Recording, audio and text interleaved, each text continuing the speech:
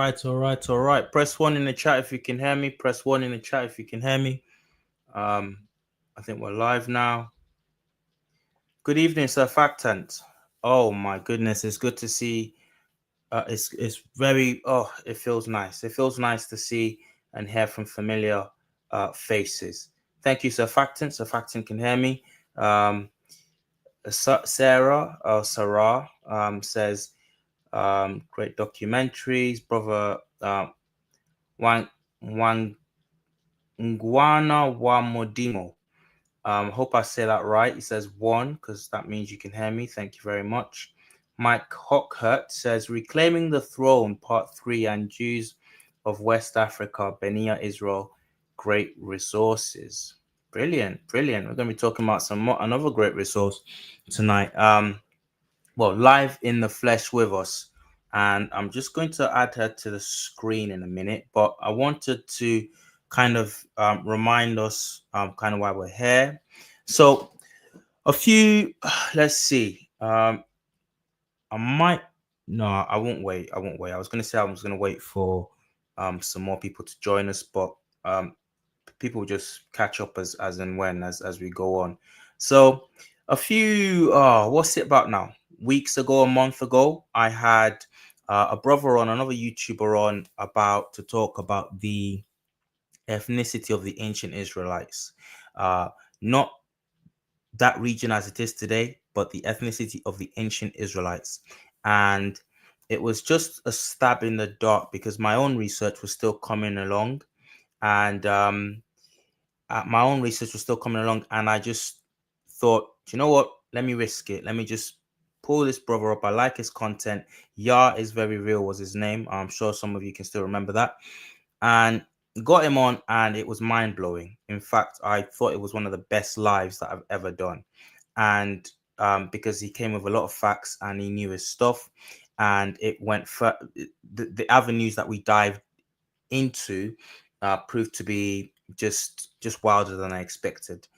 And there was no way I was going to leave it at that, because I know somebody, and I knew at the time that I knew somebody who could speak even more expertly on this topic. I first came across Dr. Dana Reynolds-Marniche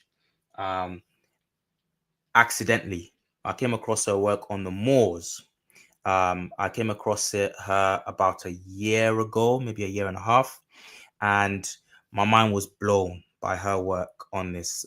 Like I'm saying, she has done, she has done a lifetime's work on the topic of who are the Moors, and she really puts the deniers to shame. She goes through ancient texts, ancient images of who the Moors were, so that when people talk today out of their rear ends and just spew rubbish, sorry for that image, and they say, we're stealing history, North Africa. Imagine that. Africa, the continent of black people, that if we can't, we've got people out here claiming that there were no black indigenous people in the Americas. They were just being silly with that. That is another rabbit hole.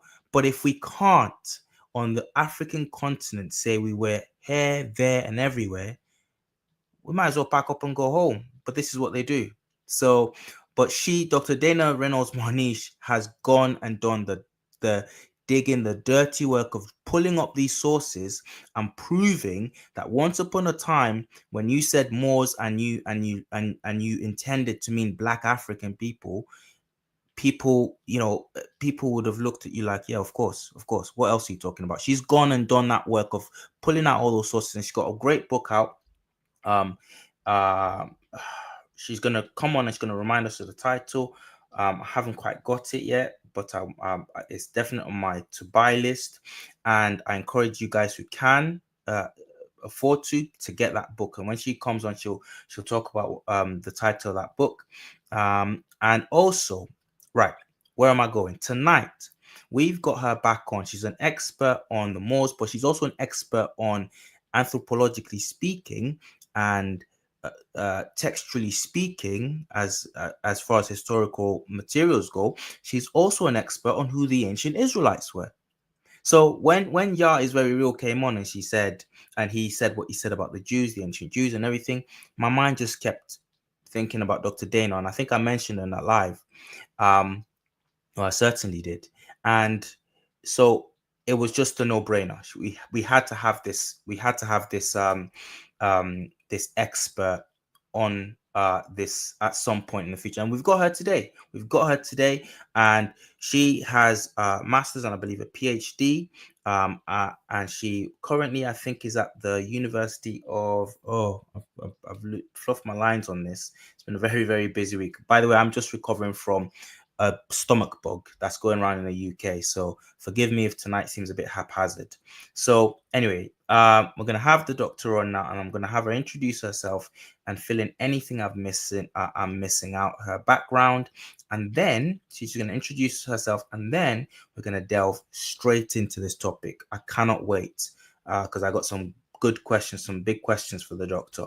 Right, Dr. Den, I'm going to add you to stage. And can you just introduce yourself and tell the people who you are? And we'll all be pleased to hear from you. Hi, I'm Dana, and this is the last book that was published by Mellon Press. It's an academic press, and I just consider myself an academic.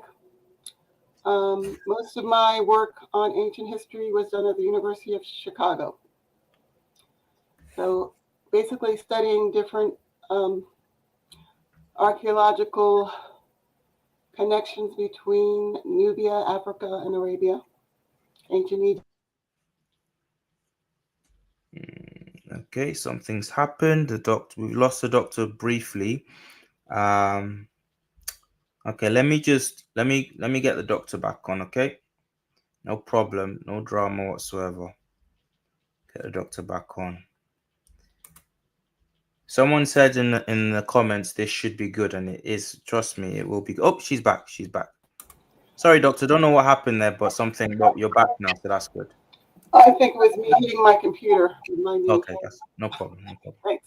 Yeah, carry on, doctor. So basically, I had an opportunity to work with different true archaeological experts on ancient Nubia, for example. Do research papers under them, like Dr. Bruce Williams, who did work on Taseti, and the head of, at that time, she was the head of American anthropology. Her name was Dr. Jane Boykstra, and she was also basically the founder of biological anthropology. Meaning at that time, genetics was just starting, the whole work on connecting genetics with physical remains. So I did a few papers with her, independent study. Got my master's from the University of Chicago. And that's actually, after that time, I wrote In Golden Age of the Moors, the central piece on the connection of Berbers with Black African ethnics. And then later on, I wrote Fear of Blackness, which was in the West Africa Review, dealing again with African connections to the Moors and Berbers, because actually the only Moors and Berbers at a certain period of time were Black Africans. So I was actually connecting the dots between the different groups in Africa and the groups of not only Africa but in Arabia. Most of the Arabians at that time were still Black, and they were also Moors. So, for example, the Makil Arabs of Senegal, also known as Charza, are basically those people that were connected to the Banu Sulaim and these Hawazin tribes that came into Sudan. Most of the tribes of Sudan are of Sulaim and Qais descent. So, it's a long story, but I got into, the Arabian aspect.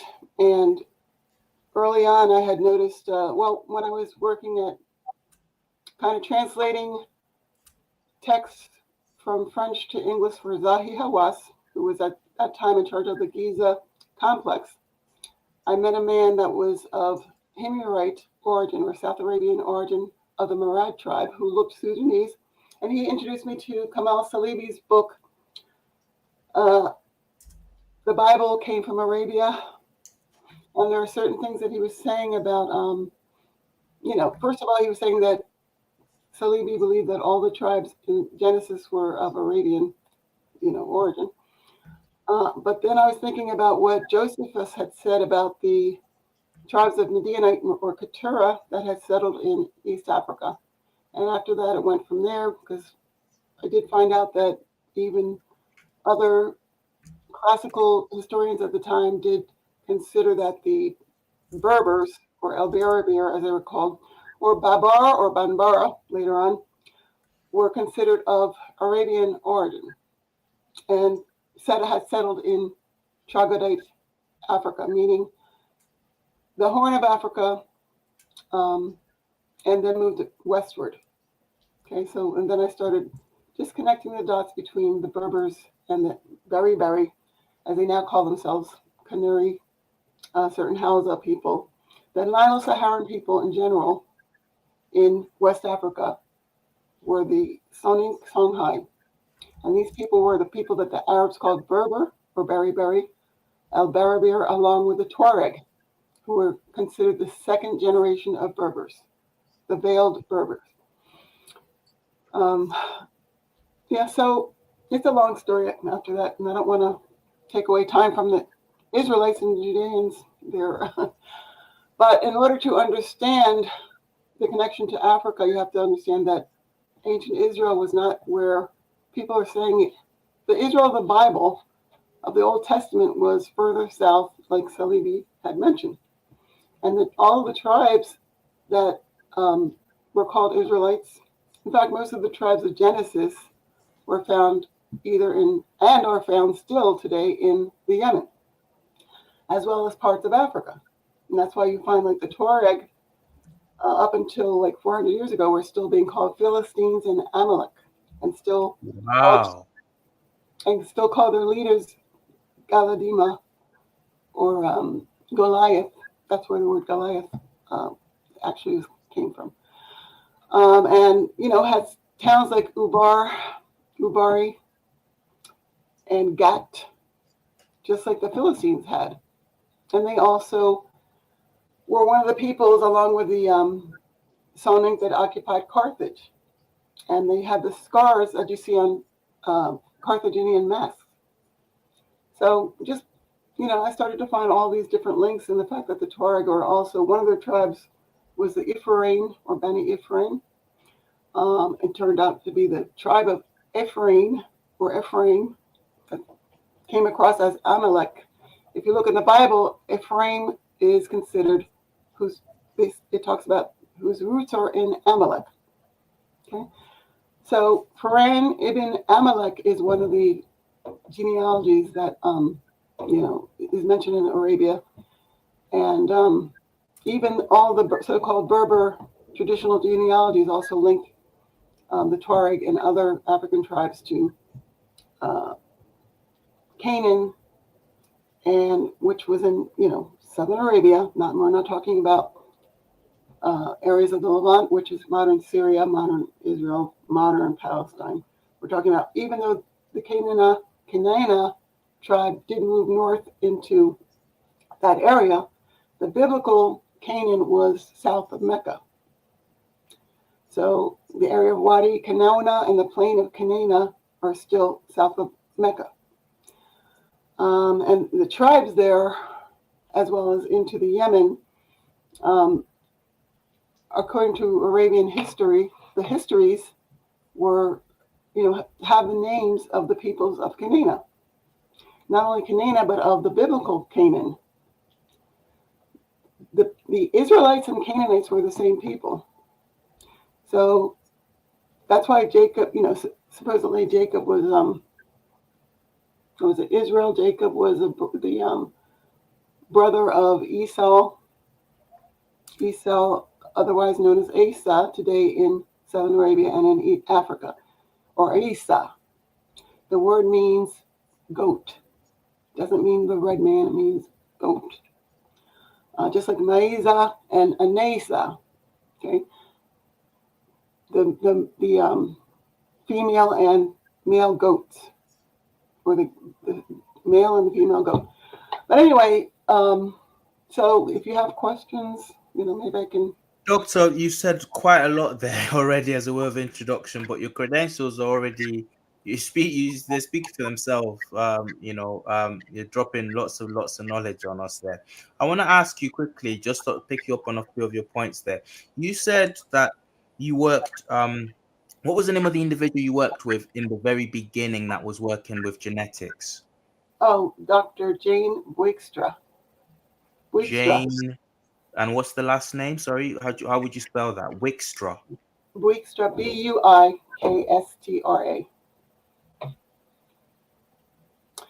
Right, because that sounds interesting that genetics would have got you into this, because we've got a lot of people that use genetics manipulatively to say that none of these people have any affinity to blacks or in any way whatsoever.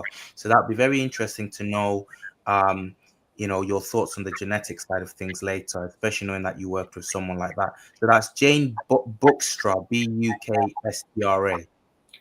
Buikstra, yeah. Yes. Yeah. Okay. Right. That's brilliant. And also something you said, you work with Zahi Hawass. That's unbelievable. Well, I thought I told you that a number of times. No, I Wow, didn't. I must have missed it. I must have missed it. That's incredible. So what Uh, this sorry, go on. did you? I thought I sent to you the weird Egyptology on my posts on my Afro-Asiatic spot site. So it has a Um whole history right. of what Zahi, and how I almost got into a argument with someone at the University of Pennsylvania during one of his lectures. But I almost got kicked out as the mad black woman, whatever. But Oh my goodness. You, not you. Certainly not you. it was fun. But you're certainly outspoken, so I can imagine that. Okay, that's brilliant. That's amazing. Well, it kind of rings a vague bell when you mentioned sending me the thing on Afro-Asiatic Blogspot. But it just it didn't click. Sometimes you just go, oh, ding ding ding. What did I just hear? So that's interesting. So, and funny enough, because he's one of the big detractors from the idea of a black Egypt. So that's interesting that he would. But then again, people have said that in private, a lot of these so-called, well, let's just again stay with the term detractors. In private, they will admit to a lot of what we say. They will say, yeah, these places were black, but they just will never come out and say it outright. Or if they do, they'll say something very mealy-mouthed about it. But that's interesting. And then the Bible came from Arabia. What's the who wrote that book then? Who's Salabia? Kamal Salibi, who was a Lebanese the Jews faith, Wow.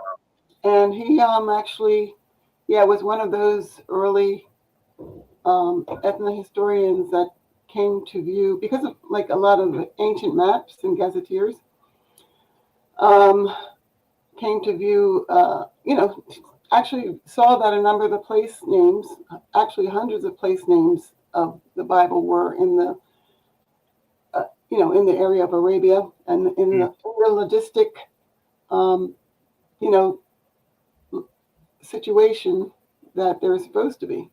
Whereas in the Levant, you cannot find that amount of names, and it seems like these people brought their names up into the Levant, just carried the names up into the Levant with them.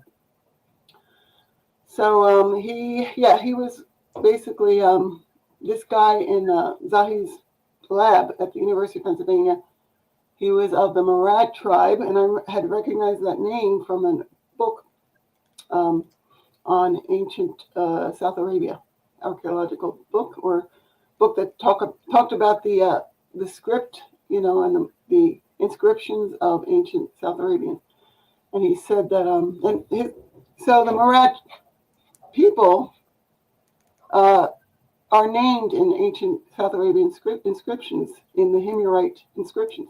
So they were a part of the Madij or Himyarites, or Manaeans, I should say, because that actually comes before the Himyarites. But and you find the Murad tribe on both sides of the Red Sea, but he was from the Yemenite tribe, and he was saying, and I asked him, what what do you guys think of people claiming that the dark skinned Arabs were not real Arabs, that they were from Africa? And he said, and I said, what about Muhammad and stuff like that? And he said, have you ever looked at what the people of the Tahama look like? And he said, because Muhammad was from the Tahama. So the Tahama, of course, was the area of, on the western coastal plain of Arabia, extending from the Yemen to far north in Saudi Arabia. And most of the people, even today, a lot of the people are still, basically look African and have the huts, make beehive huts like African, and have other, Mm. other connections, cultural connections to Africans. And the thing is, there was also, so that's, what got me into thinking about what Josephus had said and other historians, classical historians. And then turns out that everybody was saying the same thing, that basically this was the area of Canaan, and, and that this was where the Israelites came from. And even the Africans considered a lot of the places that are considered Mesopotamian or Levant, you know, from the Levant are actually mentioned in Arabia. So, for example, the four rivers, Furat or Euphrates, Juhayna or Gihon, and other so-called Babylonian rivers were actually in Arabia as well. The plain of Sennar was in southern Arabia. The Lubnain was an area of southern Arabia. So Lebanon, or the cedars of Lebanon, when they're talking about that, they're talking about the Lubnain region of Yemen.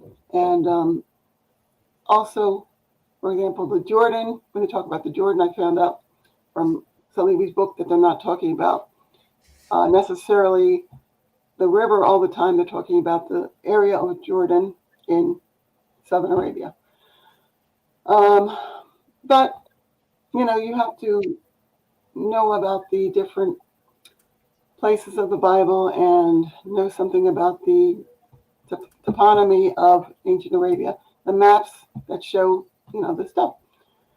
Uh, Um, yeah. yeah. Doctor, I'm going to present something on the screen just as proof for people. You said some amazing things, but I want to keep it on time, to a strict time, and you could take us down rabbit hole after rabbit hole. I'm still bowled over. We got someone here who worked with Zahi Hawass. So chat, press one in the chat if you know who that is, and we've got we've got this community's got a target on that man's back. Metaphorically speaking, of course, metaphorically speaking, but press one if you know who Zahi Hawass is, and how amazing it is that we got a guest on who actually worked with him. Okay, interesting. I'm going to share something. Thank you, Yas Chosen. Right, we know who the man is. We know who the man is. Okay, I'm gonna share on the screen an image from a document I found when I was preparing to do a video based on your work. And there we go. Right, there we go. It's gonna come up, and hopefully people can see that. I hope you can see that. I can see it. I can see that you guys can see it. So right, that this is a forward or a prologue to Procopius's history of the wars. I'm sure the doctor knows what I'm talking about there, but I haven't been able to track down this particular edition, this translation of Procopius's work. But I came across this. Somebody sent it to me. It might have been the debunker. Shout out to the debunker if you know who the debunker is. Also, um, there's also an individual called what's this fella's name? Can't remember now. But if I've got that wrong, then it's not the debunker that sent it to me. Then thank you very much, whoever you are. But this document is a prologue to the history of the wars by Procopius. This is a Byzantine era individual who talks about the Moors being black skinned, very casually says it. But in this prologue, in this forward, it says, and I quote, Moors, a black race of Africa, an account of their origins in Palestine and migration westward, driven away from Carthage, possessed themselves of much of Libya. Then it goes on to say, take Mount Orasium from the Vandals, etc., etc., etc. So, guys, let me know that you can see that. I think you can all see it. But if you can't, please shout out, because it's important that you see that. I'm not making this up. Doctor, I want to ask you about that. This scholarly work says that the Moors were black and they came from Palestine, which is where we're interested in tonight. Why would this? Why would it say that? Well, I'm not saying that the Moors didn't also enter Palestine.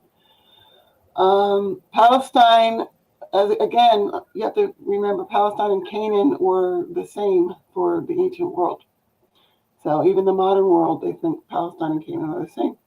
Now, there were two peoples that are considered Berbers and considered to have come in waves from Arabia. One was the people called the first wave, Berry, that settled in East Africa and moved westward. The other, the Tuareg, actually also came from Canaan, and they probably came through a northward route and settled in Africa.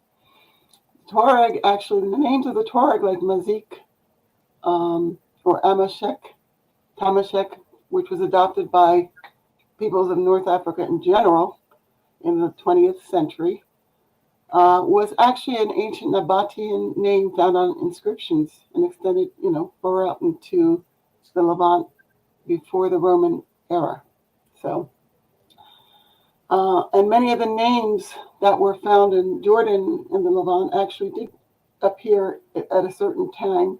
They're called actually the Neo-Berbers by archaeologists, because it seems like there was another group of Berbers that took over the earlier wave, the Gara peoples of, such as the Gai or Zagawa and the Gorain, or they're called Koran or Gorain, that still occupy Libya.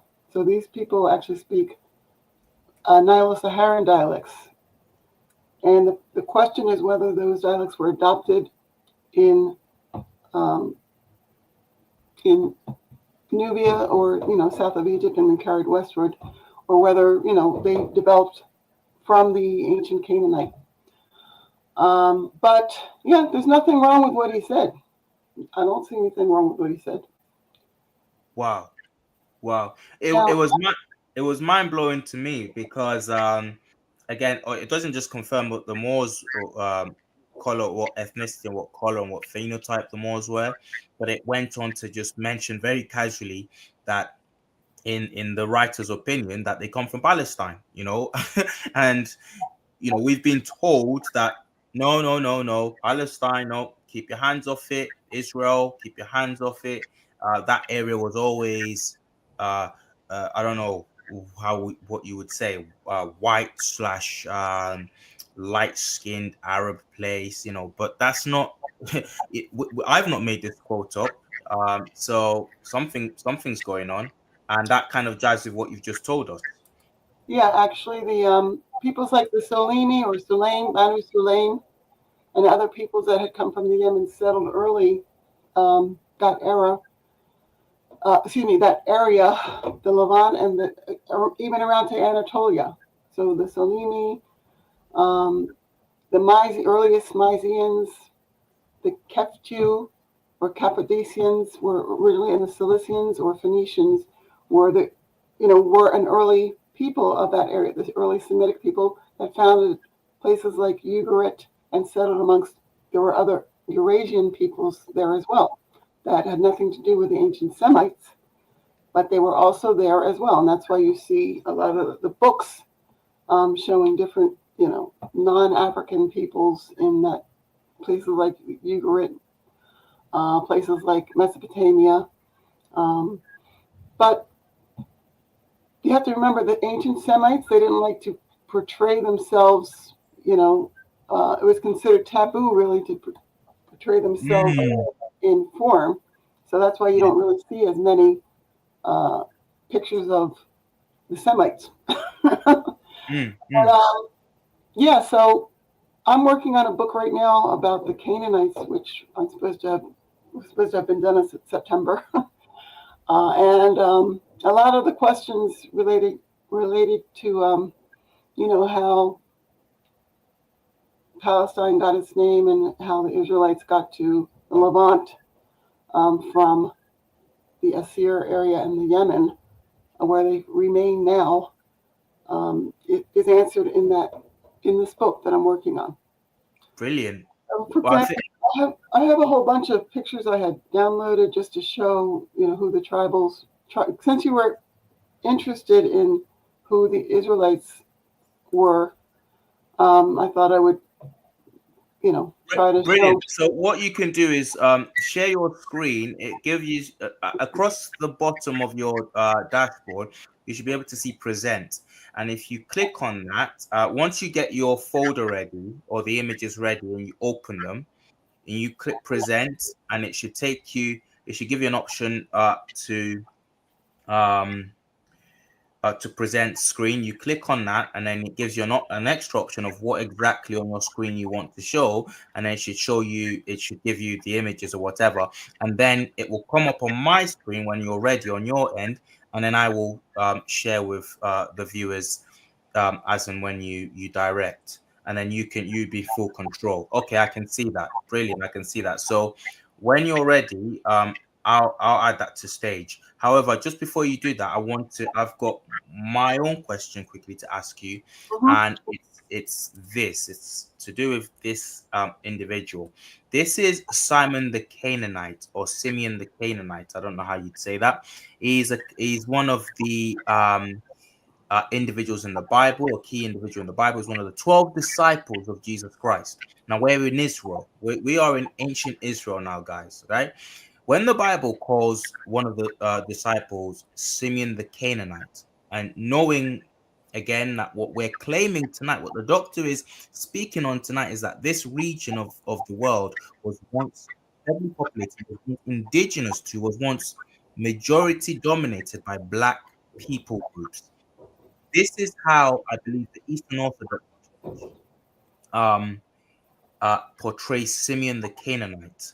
And then you fast forward a few hundred years on, uh, this is how he's been depicted. I mean, uh, make your own judgments there. That's very drastic. Doctor, can we what what can we say? Does the description Simeon the Canaanite or Simon the Canaanite, does it help us in terms of the physical image of who this man was? I mean, who were the Canaanites or the Canaanites? I don't know how you would say it properly speaking, but who were they? Well, the Canaana people are a people living in the area of Jordan and in Sinai, a black people living there. So the early Christians knew about these people, and that is why, and when I say Christians, I'm talking about Eurasian Christians. They knew what the Jews and Canaanites looked like, the Canaana people looked like. So you'll find not only Simeon, but most of the apostles and saints of both the New Testament, like this guy is, and the Old Testament are portrayed as very dark skinned. He's not anything special. That's what it was generally believed, that these early people, because the Manaeans fishermen were the first or earliest Christians. That's basically what was said back then. They're called the Minim. Okay. So the Canaana people extended, like I say, from the Tehama up until up into Sinai and into the Levant, where they remain in the Gar area or the region of the Dead Sea. And that's where you find a lot of people in that area are still black. They're still known by the names that they were known in Arabia, in the Hejaz, and other places in Arabia. So the Banu Kanana, another of their tribes is known as the Quraysh. That's the tribe from which Muhammad came from. That tribe is still in Sinai.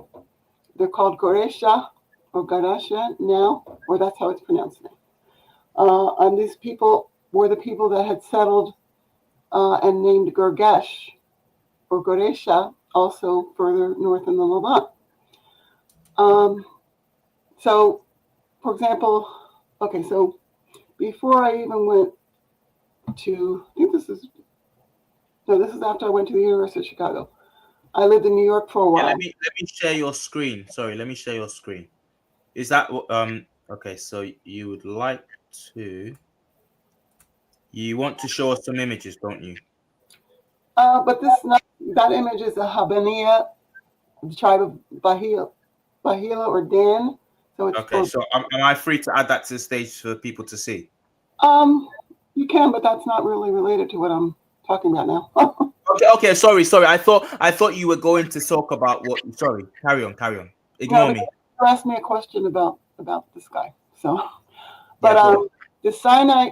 So I was in New York, and this guy who was in charge, like the curator of the Caribbean Museum in New York City, had said that one of his friends had visited Sinai in Israel, and that the Quraysh there were complaining about their blackness. I said, "What do you mean?" Mm-hmm. He said that they're black, and that I thought to myself, "Oh, were they descendants of slaves?" And he said, "No, they're that she went there and she took pictures of them, and later on he did show me the pictures of regular looking black people." So later I did research who these people were, and they are actually the descendants of the Quraysh. It's pronounced Goresha, and they also had extended to the Levant. But earlier they had crossed the Sinai into Egypt and into Africa, as did other groups of Canaanites, like the El Hawait, who are the ancestors of the Hawaitate, who call themselves Hawait bin Ham, that is to say, the Hivites of Ham. Hivite was, of course, the Hivites were Canaanites. But so these people are still there in Sinai in the mountain of Tur, which is named after the group there, also called the Thor. And also with them are the other tribes related to Thor, like the Kuda, people of Saleh, or Sheila in the Bible, and Kalb. But if you don't know the Bible, it's going to be hard to follow along if you don't know the Arab sources. But Sheila and Kalb were early rulers or judges of Israel. So if you look at the Bible, you'll see that. But all right, let me get to.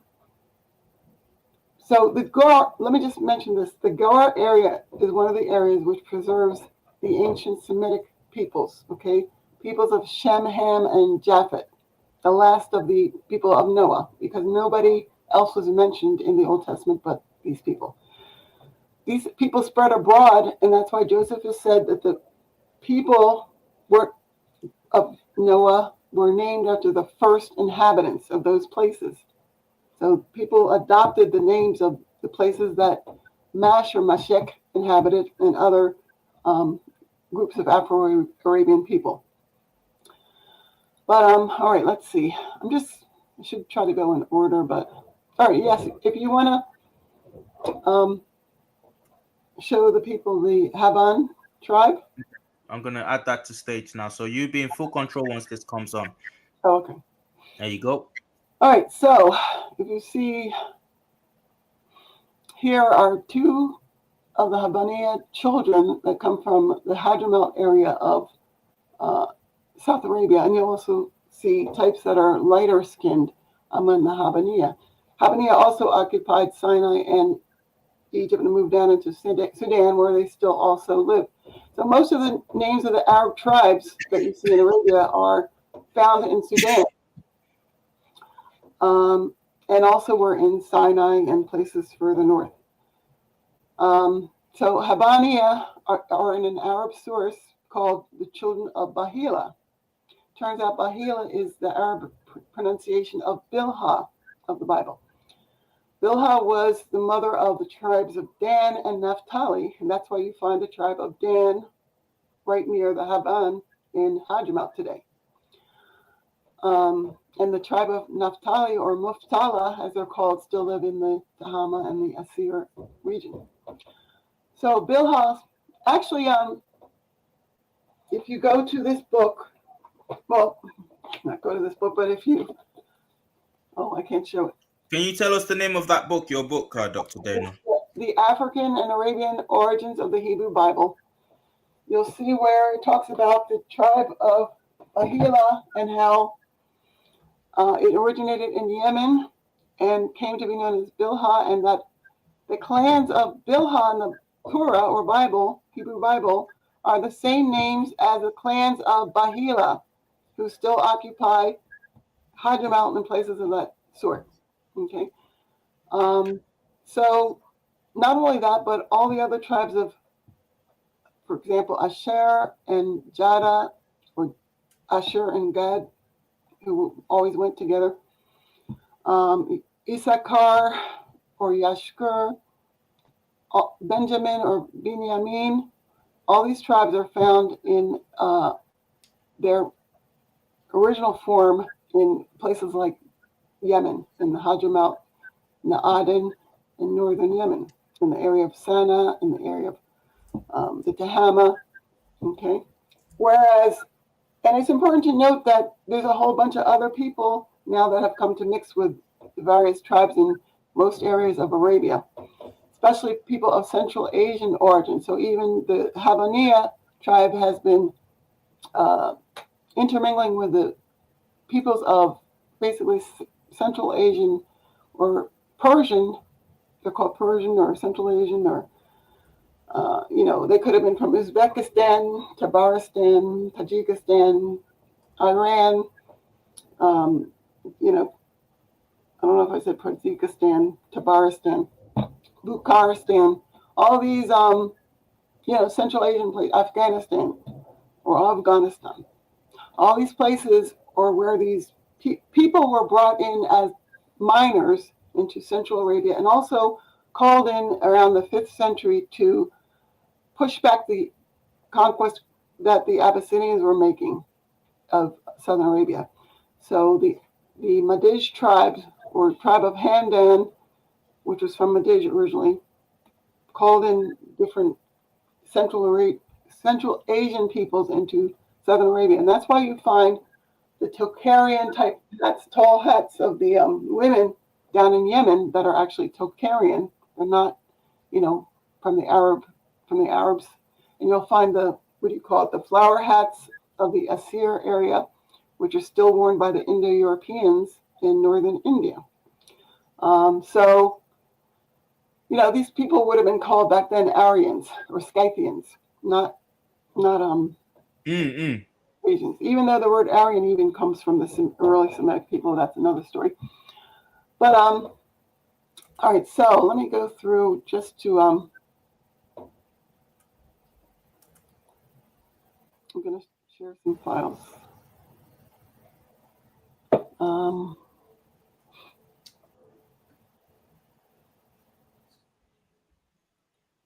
Right, hit the like button, guys. Family, hit the like button, please. Let's get the likes up on this. Thank you very much. Got more than 40 people in the chat, so please, can you hit the like button, please? Thank you very much. Sorry, carry on, Doctor. Okay, I have another picture up of an Ethiopian guy, and as well as an ancient South Arabian sculpture. So this is an Ethiopian guy coming up, as well as a South Arabian sculpture. Go ahead, Doctor. Oh, I already put it up there. Okay, so I'm going to remove this, and Oh, then um well, it's not showing up. I think you're gonna have to replace what I can see. Yep, okay, I can see it now. Perfect. Okay, here we go. Wow, makes perfect sense. This is a hymn. I've seen this. This is a Himyarite on the left hand side, isn't it? I think maybe a Sabian. I can't remember. Sorry, Sabaean. It's come from the Sabaean era, But and I mean, that's sorry. Go ahead. the Himyarites, of course, came from the Sabians. Yeah, Right, right, but right.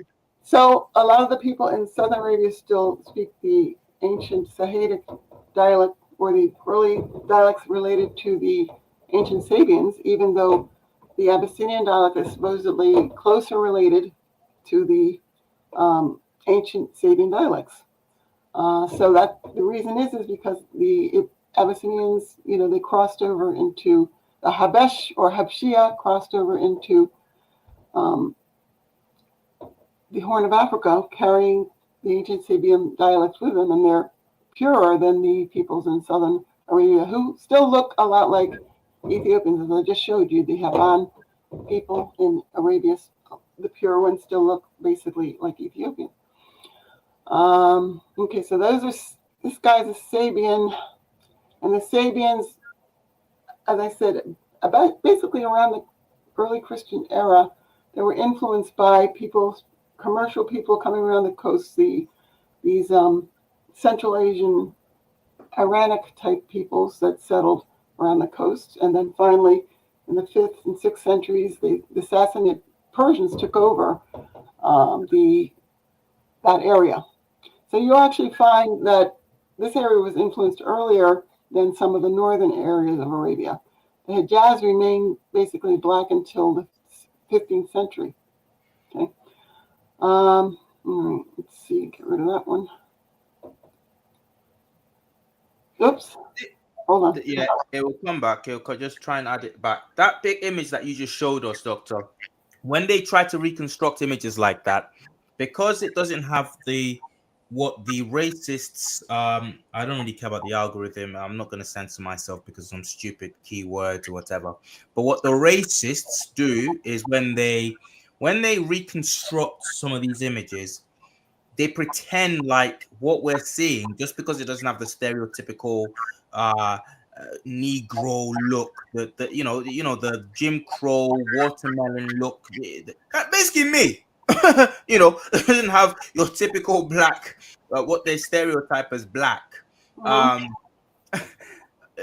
they'll reconstruct it as some white guy. They'll ignore the kinky hair texture that you can see on that statue that you showed us just now. They'll Yeah. ignore the fact that that area is right next to the area and the empire, or the civilization that it's purportedly from, the Sabaeans, who are described in the Bible actually as a tall, smooth-skinned people, a hairless people. Again, inches away from the African continent. They're literally on the other side. You can swim the channel there from Africa, from Kenya or the Horn, over to Yemen. You can swim it. Just like you can swim the channel over here. I think it's even a shorter distance. They pretend like all of that doesn't exist. They'll take an image like you just shown us, the bronze image, and they'll reconstruct it as a white person. I don't even want to think what they'll do with his hair, and the kinky beard that you can see in that image. But this is what we're dealing with, and I've seen that. I've seen the gymnastics that they do with the Himyarite civilization and the Sabaean civilization. They try to pretend that these people, way back when, would have been anything other than, well, what you would call black people. I mean, looking at yourself right now, a lot of them wouldn't look very different to you at all. They'd probably be darker, actually. Right. There we go. There we go. Sorry, carry on. I've taken off what you're talking about, so don't mind me. I'm going to add this to the stage, Doctor. Okay.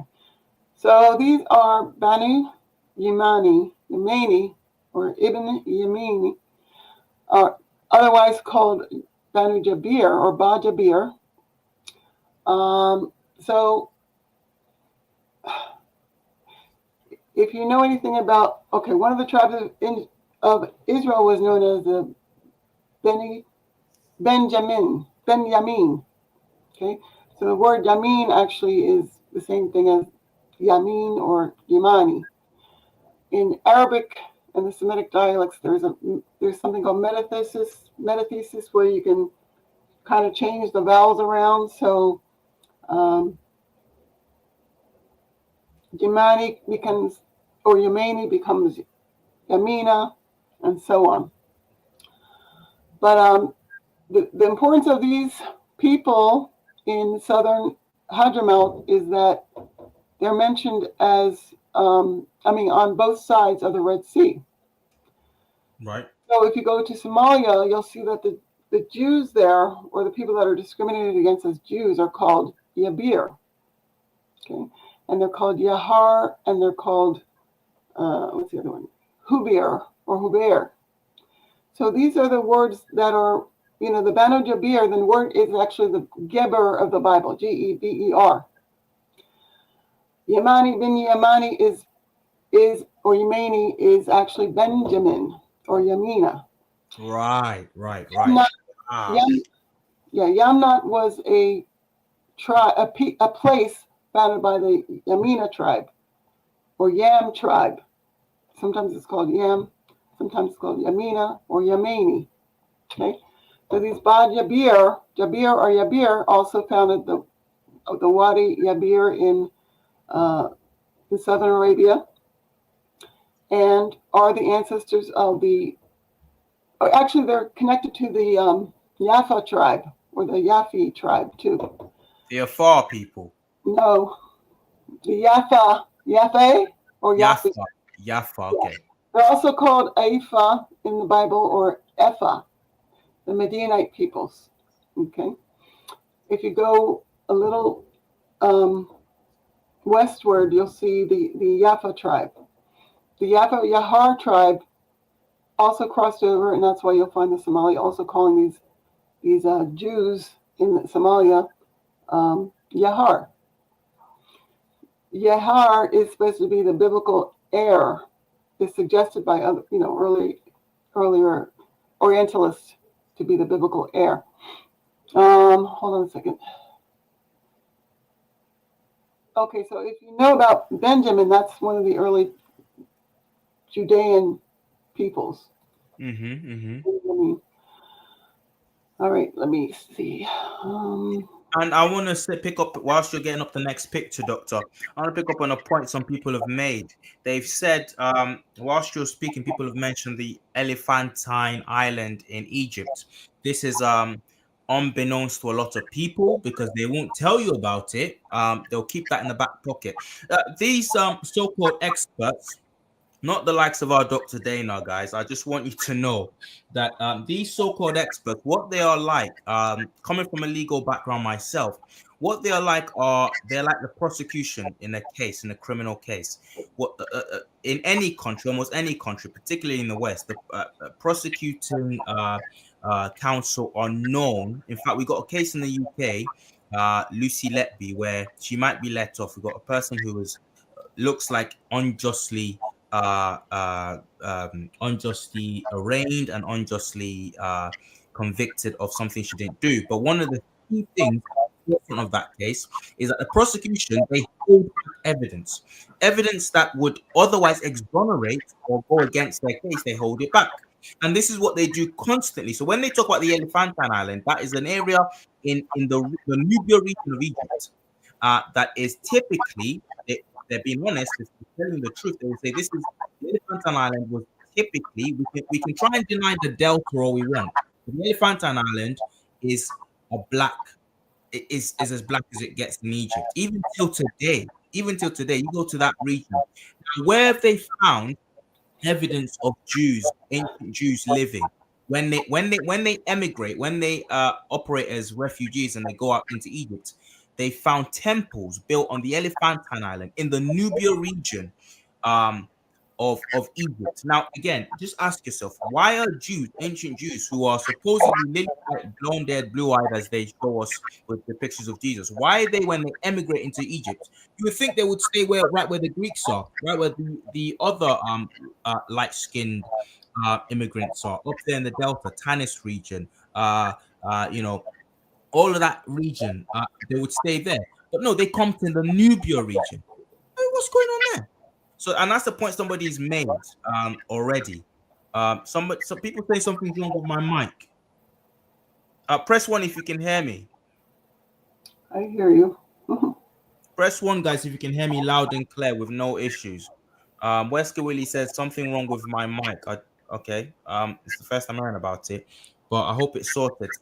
Uh, so anyway, this is okay. Cool, cool. Okay, thank you, Wesker Willie. Wesker Willie's, yeah, it's cool. It's all doing well. But the Elephantine, shout out to the person who made that point. The Elephantine region is a heavily black region, and it's still today a heavily black region of Egypt. And that is where the ancient Jews went whenever they ran out, whenever they fled into Egypt. That is where they went. They found temples there, they found papyrus scrolls. It doesn't make sense. Um, Little feedback, but minor. Okay, I'll try and sort that out. Okay, cool. But yeah, carry on, Doctor. I'll add this to the screen, what you're about to talk about. I'm just showing you the Yavir of the Horn of Africa. Okay, we already talked about the Banu Yavir. It's pronounced Jabir in Arabia now, or Yabir, or Yabir. But anyway, these people come directly from, these are the Jews of the Horn of Africa, and they came directly from Arabia, just like the Falasha, al-Falasha. That's supposedly a bad word, except there was a tribe called Bu Falasha in Southwest Arabia that probably originates with these people. The word Kayla also from that is used for the Falasha is considered a bad word, but the Kayla is a very ancient word for the ancient peoples of Judea. If you look at the Bible, you'll see the word Kayla. Okay. All right, let me get this off quickly.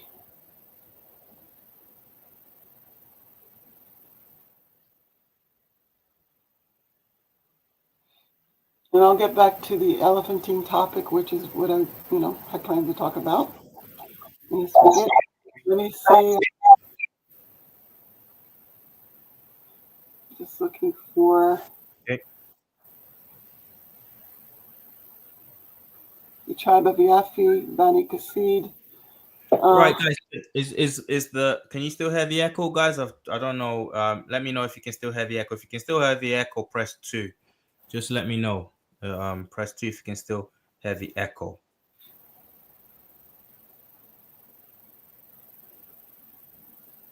2 for the echo. Okay, so A says it's good now. Okay, RJ McKenzie saying 1. I take that as it's all good. Okay, that's brilliant. All right, I'm gonna add that to the screen, Doctor. Let's go. Okay, so here's a picture of the Yafe or Yafi, Bani Kassid. Who are these? The Yafe. The Yafe Yahar tribe. Okay, and where are they located? Well, all these tribes I'm showing you are the Musnad, or excuse me, the Sahatic speakers, or people connected to the South Arabian peoples of Aden, Hajimel, in Southwest Arabia. So these people are in, I think, still Aden at this time of the photo, which is the early 20th century. I think either one of the colonial, authors took this picture. Epha was a tribe of Median. Okay, so the Medianites, of course, are the early Israelites. Moses was an Amalekite that married one of the Medianite peoples, or the Kenite Medianites. Okay, now the reason we know this also from the book of Yashar, Yashar. Safar HaYashar, or the book of Jasher. Yep. These people, the Chesed, are called sons of. The Yafi are called sons of Chesed. Chesed or Hasid is one of the tribes of Yafi even today. Okay, in this area. So a lot of the later medieval texts actually prove that when the Bible's talking about these tribes, just like the Arab sources prove, they're talking about peoples of South Arabia that move northwards.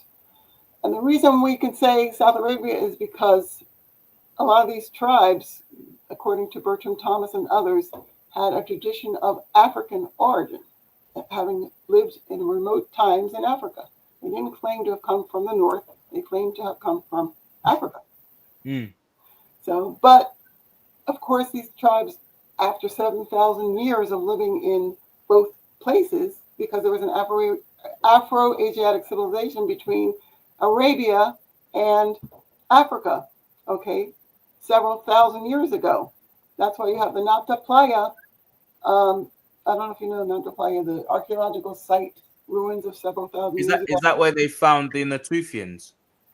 No, Natufians are in the Levant, but that's another African people, shorter, very short African Negroid people that they're trying to say, are related to Cyprians or something. Well, What do you make of them, Doctor? The Natufians. the Natufians, their genetics are relate them to the people of the Gar that I talked to you about, and like I said, they were a Negroid people, described always as having Negroid traits. They had attenuated limbs, thin limbs, and they were what you call the so-called Afro-Mediterranean race, even though other cranial specialists said that they had more in common with West African groups, and cranially.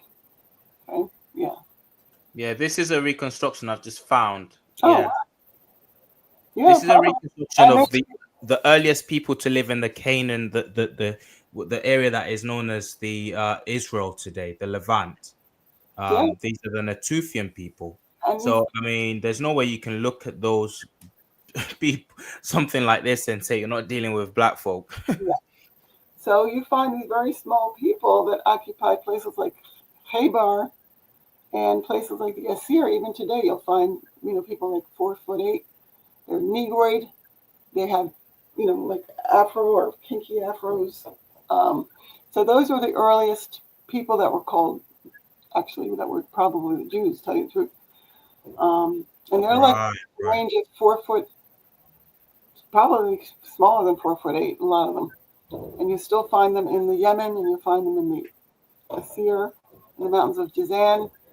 Along with, you also find in Arabia giants.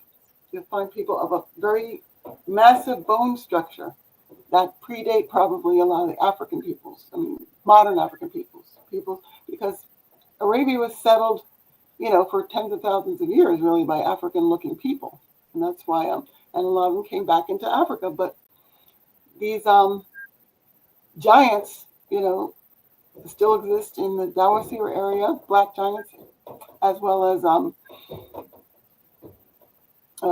the well, not really as big, but in the Persian Gulf, you'll see some of these very tall Mm, Black Arab people. And I wow. believe, In the and I, Persian Gulf.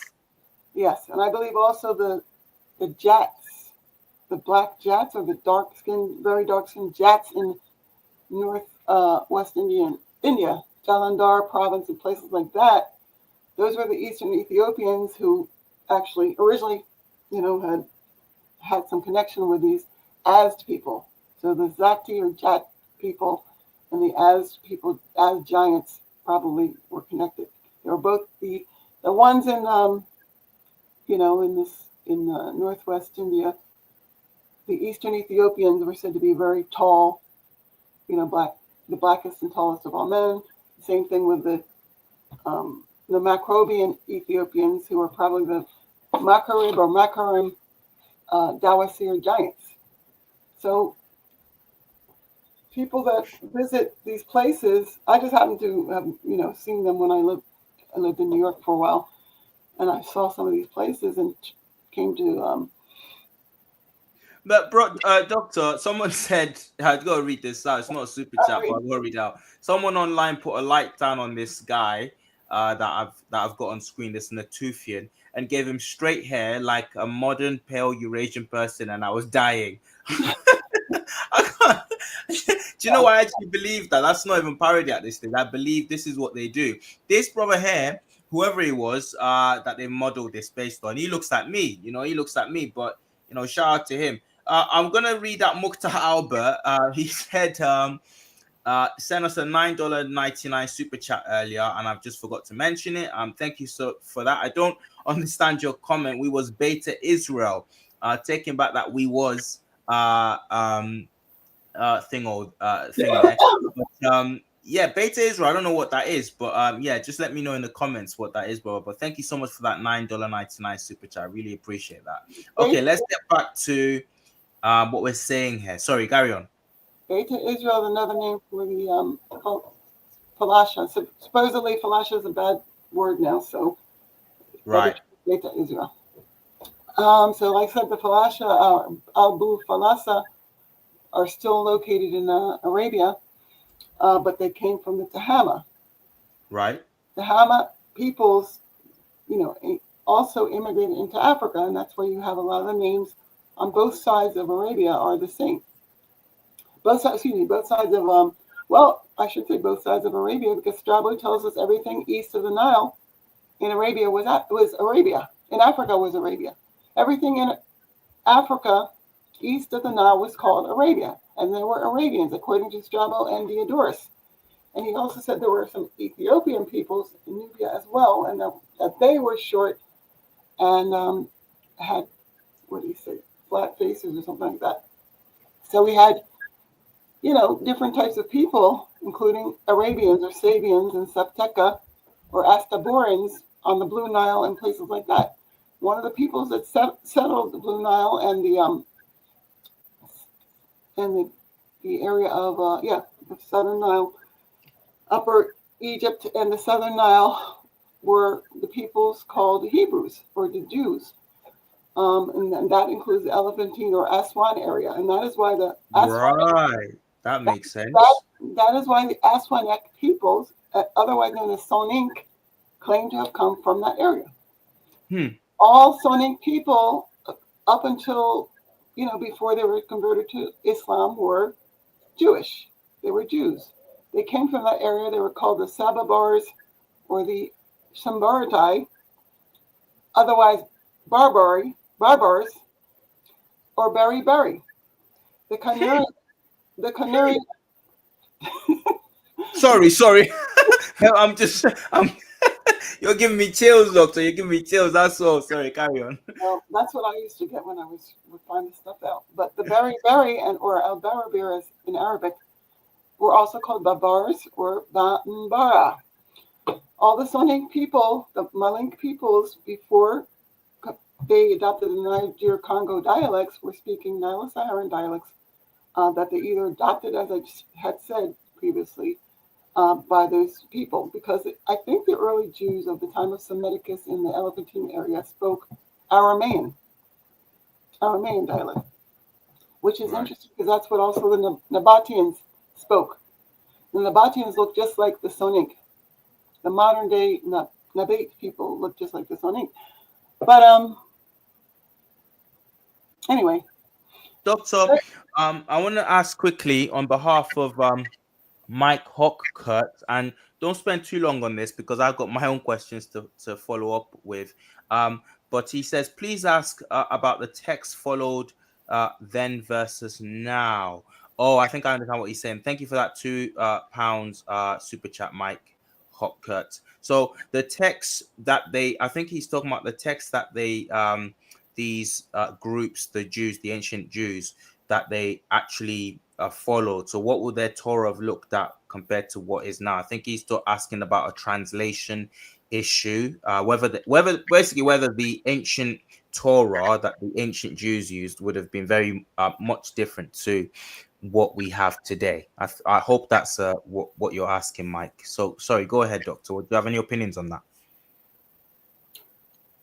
Certain books probably would have been included that are not included today.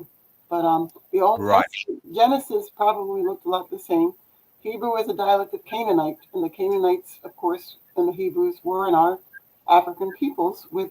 They still retain their names in places like, Africa too, but especially in places like Yemen. Even some of them had immigrated to the area of India, so you find a lot of the. Well, this is where I get confused. Bani Israel, I think, were the peoples in India, and the Beta Israel were the or the Kela in Ethiopia. But so if you look at what Benjamin Tudela said about the peoples of Israel and India, for example, he said that the Israelites were all black there, and that they were connected to the Cushites, and that these people both knew the, Wow. the stars and planets, not knew to read this, knew to read the stars and planets. They were great astronomers and astrologers, and this was very intricately connected to their um, spiritual life and religious life.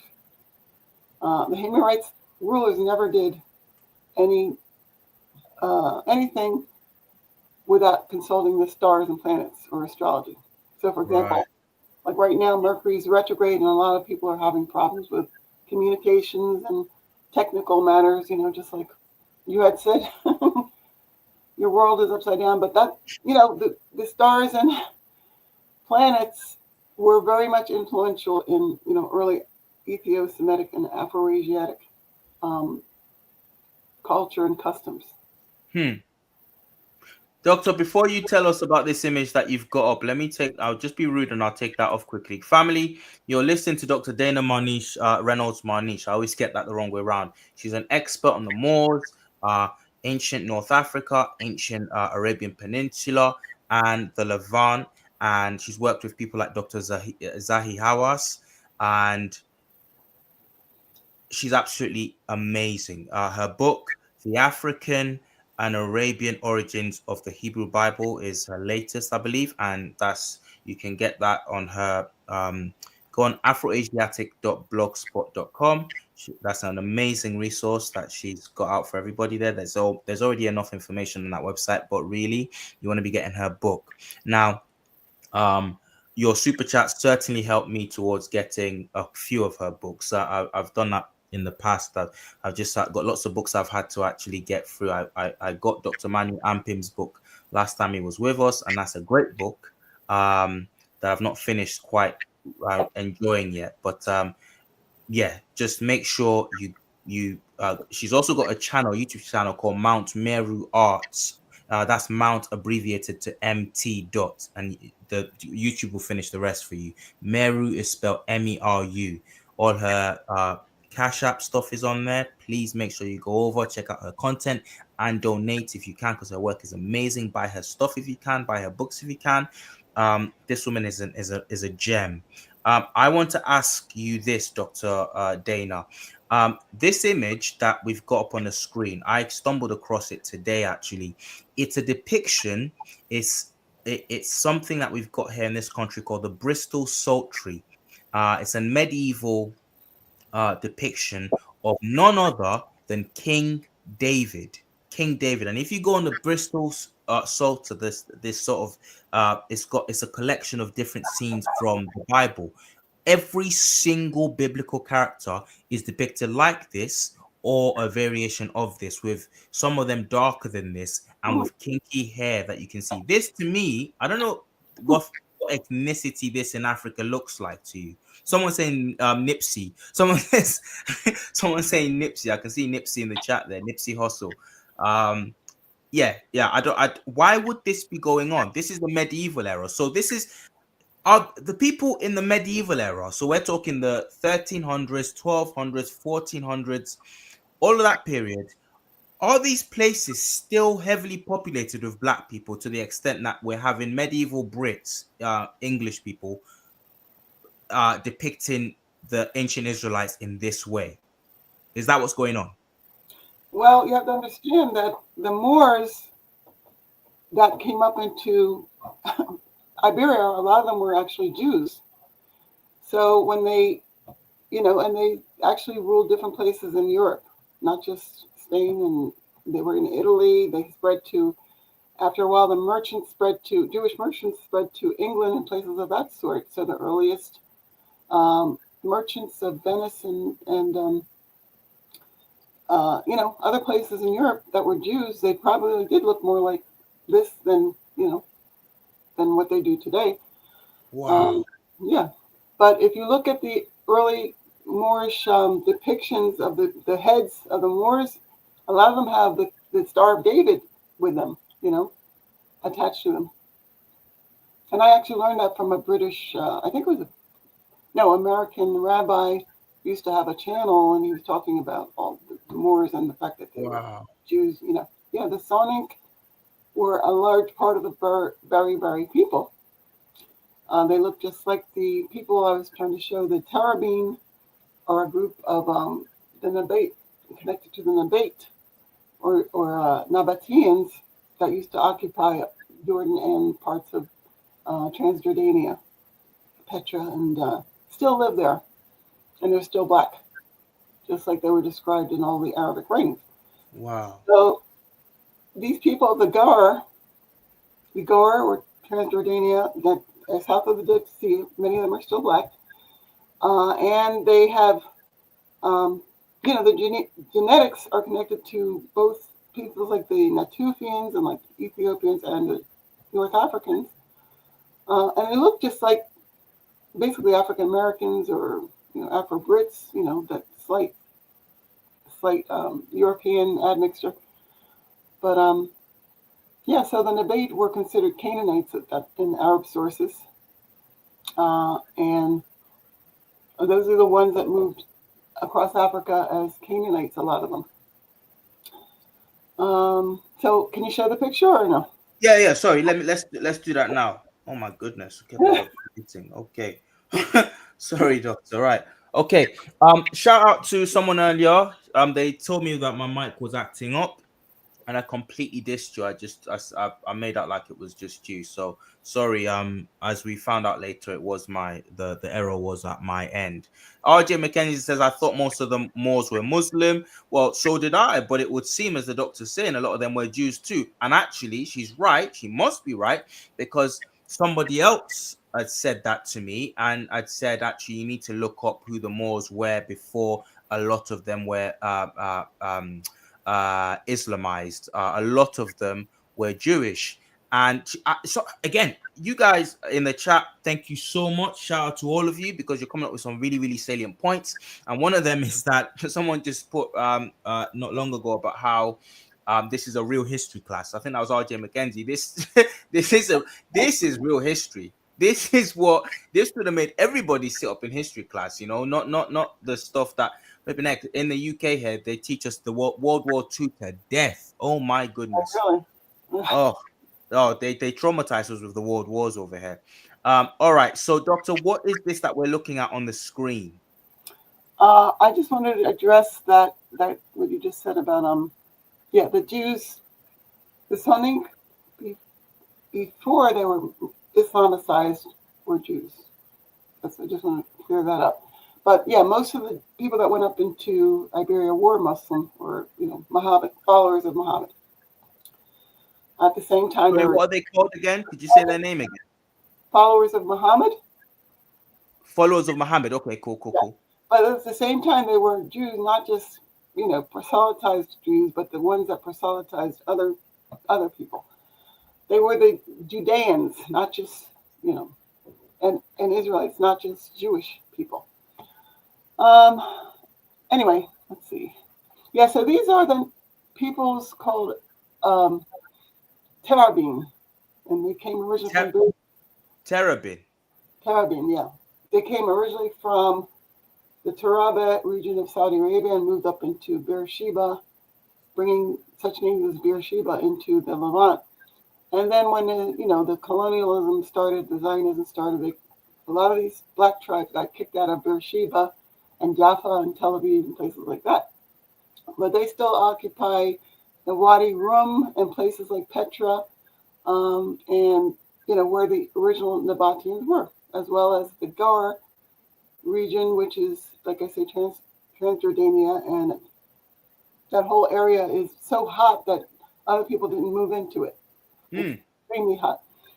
But anyway, yeah, that's a tribe called Al-Bukam from the Az. So the Nabateans are important because they were considered by the medieval Arabs to be basically the tribes otherwise known as Kedar, or the Oh my goodness. Okay, we got there. You beat me to it. The tent of Kedar. Yeah, the Ishmaelites, the people of northern Arabia as opposed to southern, which I said, they're both black, but these remained remain black. Hold on. And so, They remain black. And I came across they're called the Kedarites. Of course, when they spell these, the spelling really changes a lot. And I didn't realize I was looking at the same group of people. I came across the Kedarites, and they spelt it with a Q at the time. yeah, But this is the same people in the Bible known as the people of Kedar. And when the yeah, Bible talks about them, it actually speaks of them as being it. Their name is synonymous with blackness. yeah, Blackness. yeah. Uh, so And carry on, carry on. actually, otherwise, the Nabateans, according to al-Damashqi, also the word Nabat also meant black, and he said that they belonged to the children of Canaan, son of Ham, and that they were black because of a curse. So They've been by this how? time, go Yeah, ahead. go on. Oh yeah, Mackenzie said something funny. He said, don't give a Trill a heart attack." Something like Yeah, I saw that. Do you know what? I'll be fine. I'll be fine. I need a drink of something somewhere and I'll be fine. But listen, you can't. You just really have to. You can't not be excited by this stuff because they've been lying to us. They've been lying to us for so long. And it's not even like the lies are like psychopathic level now because there are actual records of this out there. yeah, As the doctors reeling off. No wonder there's a book of yours that I wanted to get initially. Like I said before, I'm saving up for it and I will get to it. But that book is in is in a few hundreds of dollars.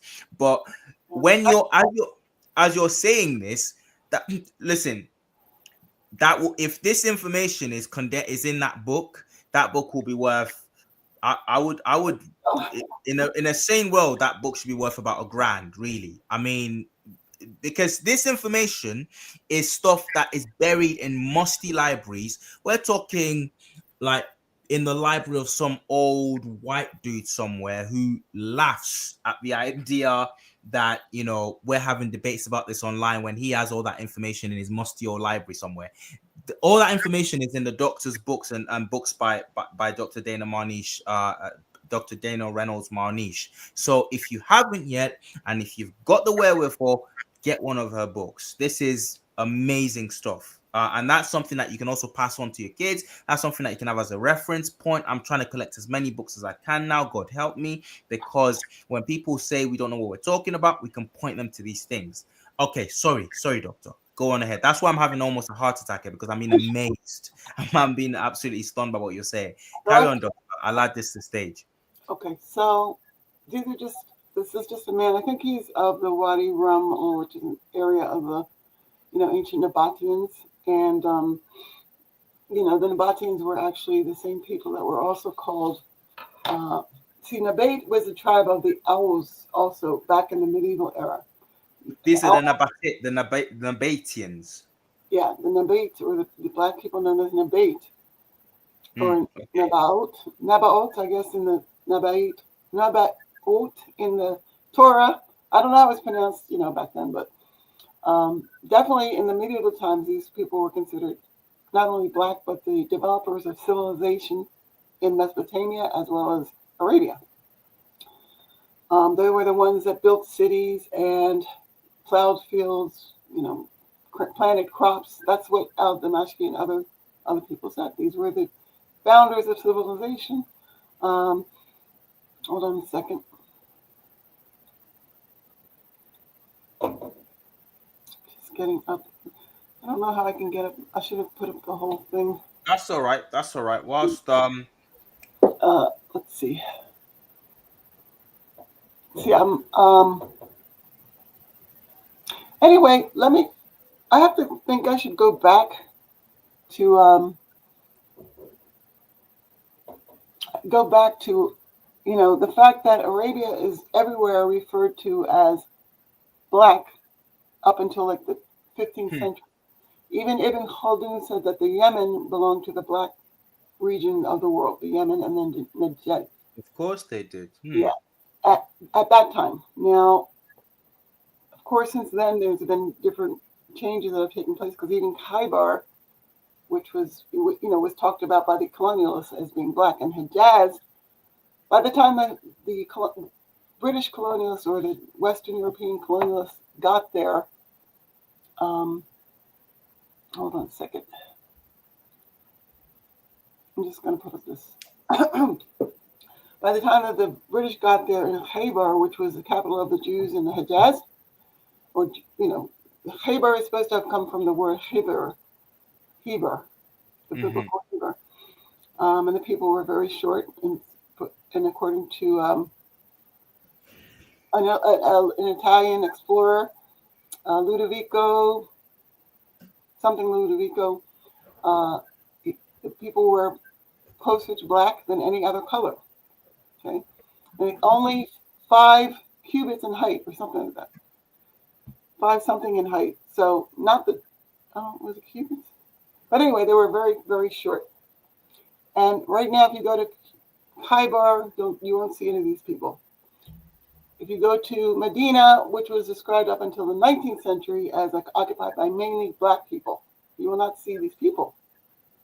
You'll see, descendants of peoples that have moved into area, just like today in many places in the cities, you'll see a lot of the people are no longer African American; they're more Hispanic, or peoples of who have come up from Mexico and South America and places of that sort. So changes can occur. This is what has happened throughout Arabia. But this picture is of the Gara or Kara people, Al Kara, who are known as the head of Khatan, according to the colonialists, the Khatan or Joktan of the Bible, son of Shem. There were also the people known as troglodytes, meaning they took their whole herds of cattle into large cavernous areas of the mountains Mm. during certain seasons, and they stayed there. Al-Kara is also known as Al-Kara ibn Hon ibn Khuzaima, just like Kinana ibn Khuzaima.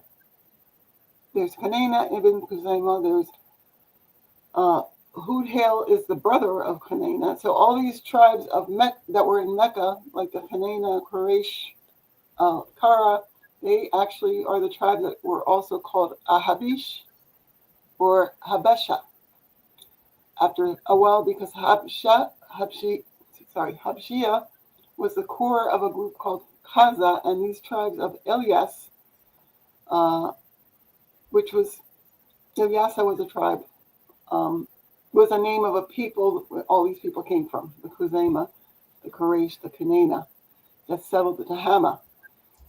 They were partly of Azd origin. The Azd or Kuza had a core group called Habshia, and the Habshia were a main group of Hijaz, Ahabish, that had also 1,000 years earlier started moving into Africa, and that's where you get the name Abyssinia from. And in fact, the name Hausa is supposed to have also began with that term. So a lot of West Africans and Africans in general just became known as the Habesha. But it's interesting because they tried to make um, the Hejaz people into the Ahabish of Hejaz into African soldiers. Um, most of the names associated with blackness came from Arabia, like Kush, Habesha, Kedar, or Kedar, like you said, um, Nabat. All these terms came to mean black, Hmm. but none of them originally meant black. Even Sudan originally meant a black cultivated soil. Okay, and Sudan is also the name of a tribe of people in Arabia today. Right, right. So Sudan didn't originally mean as it does in Arabic. It didn't originally mean blacks. It's taken to mean the land of the blacks today. But you're Yeah, saying originally it didn't actually mean that. It was taken to be synonymized with the people who lived there who were very black, and thus then became known as it yeah. became synonymous with black. Right, So, right. for example, it was a tribe of Suwaid. Suwaid is singular, and Sudan is plural. That was a tribe that was in the area of Jordan, connected to these Nabatean people that also settled in Egypt. Hmm. That's how the name Sudan or Sudan came about. And it became, since these people were all black and these other groups like the Syrians, the white Syrians, I'm sorry, because these other people, the Nabateans, were black Syrian. Let me just, the reason I had brought up the Nabateans Nabateans, yeah. is because they spoke what is called the Aramean dialect. Right. And the Arameans, the wandering Arameans, is equals these people. But what happened was later on, people like the Parthians and people from the Byzantines and others came into the Nabatean area and came to be called Nabateans. Hmm. But the Nabateans, for example, they settled places like Edessa in Turkey, and that's why you have the ancient rulers there called Abgar the Black. The earliest peoples of that area, which is called Ruha, were Nabateans. They were black people. And this ancient ruler, Abgar the Black, is the one that had, he lived around the time of Jesus, and he had the shroud of Turin was brought to him Mm-hmm. from the Palestine, and he talks about it and stuff. But anyway, so I just want to mention when I said about the Semiticus, the time of Semiticus, Mm-hmm. Which is where? which is 5th century, I think, BC, or 5th or 6th century BC. Okay. Semtek. I think he was a Libyan Libyan ruler in Egypt. These people had settled, the Jews, certain Jewish people had settled Elephantine. Right. The ancestors, During the reign of Semtek, yeah. yeah. And they were called the Shembardai, or the Shembritai. And these Shembritai, I did a whole post, or not post, but kind of like a small article about it called Sonic 5th grade. So I tried to connect the dots between these Shembaritai people, or Aswanek of Aswan, that moved into Libya and the Sahara and Sahel. And the Sonic are the people that wrote the Sonic and Songhai are related people that wrote the book Tariq al-Fadach and the Tariq al-Sudan. And that's where they talk about being descendants of Jethro or Tiras, Wow. the Levite, the son of Wow. Moses. I think the son of Moses. But anyway, Darius or Terrace is also the name for the Atlas region, the Atlas. It's also the name of Sirius or the Pleiades. So all these biblical names are actually also connected to things in the cosmos, as well as the fauna and animals. All the names of the tribes of Israel and Canaan are connected to, either animals or the fauna somehow. Or, for example, Benu Yam. Yam was a sea god and connected to fish. Ishakar was a donkey. Himyar or Humer was a donkey. Mm-hmm. He's also known as Hamor in the Bible, king of Canaan. So all these, the story of the movement of these people into Africa is found in the book of Jashar and Jubilees. It talks about Dana or Janawa, who's sometimes called the, you know what, I shouldn't even go into this now because actually that's a whole other book. Right.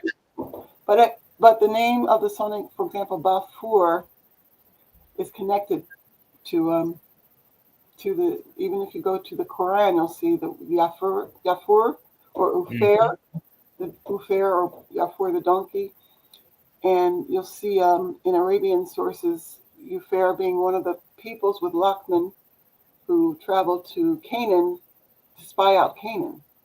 Okay, so the whole conquest of Canaan is also talked about in Arabian sources, but they're not talking about the Levant. It's talking about, those are very not who I'm talking about, so I'm not sure who No, you're. they're not. They're not. I just want to quickly ask you about them quickly. They are, you mentioned, because you mentioned earlier the Banu Sulaim. That Yeah, sounds to me like almost sound phonetically sounds like Solomon. yeah. But that's besides the point. These, when you look at Banu Sulaim today, because I know you've done work on them too. This is what you get, and no doubt, this is a Libyan extraction of the Banu Sulaim. No doubt, that these They're people. not dinosaurs. They're Right, right. And yeah. that's what I was going to ask you, is that it's not just what the problem that we have in this doing this research is a lot of these people in the that we're talking about, they've been they've been sort of abrogated by newer peoples with who are now taking on their appellation. Shout out to them, no beef with them. But we need to make the point that actually, when the ancients spoke about these people and these names, uh, they were very different looking people. So today, what you will get is when you type Banu Sulaim onto Google, you get paintings like this. These aren't really who you're talking about. You're talking about much darker people, much Africoid people. And so Uh, can were you explain to us who the Banu Sulaim are again? the Banu Sulaim, Ibn Mansur are the peoples in the area of were the peoples of the Hara regions.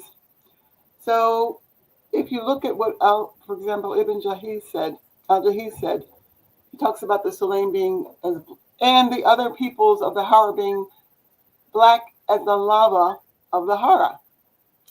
Wow. Not only that, but you have other authors like Ibn Atir saying the same thing that they were black, and you have black skin. So the tribe of the Sulaim had the brethren were the Suleiman ibn Mansur, as well as Salma ibn Mansur, and Hawazin or Hazim ibn Mansur. All these are biblical peoples. Suleiman, of course, was the tribe of Suleiman, of Solomon. Suleiman is the name of Solomon. Mm-hmm. Um, and Sulaimi are mentioned as early as Tacitus and Josephus, who said the Solim are us, because these people are also known as Shalmai in the Bible. The Shalmai of Manasseh. They are Jew. They were Jews. The Judeans, not just Jews. I'm sorry, the Judeans, literal Judeans, and they had a tribe known among them as Al Cain or Balcain of Kudat, who today we call them Kenites, the Kenite Hmm. people. The Hmm. Kenite peoples were the ones that worshipped Yahweh. They brought the worship of Yahweh to the world. Um, The Kenites. yes, the Kenites or Al Cain, or we also call them Cana. They settled in places like Cano. The word No way. Is that where Cano comes from? Cano, yes way. Oh my goodness. Funny you mention that, because the Hausa people of northern Nigerian, there's a split. Some maintain they're from Egypt, and it would make sense why there's a split now that you think about it actually. Some maintain they're from Canaan.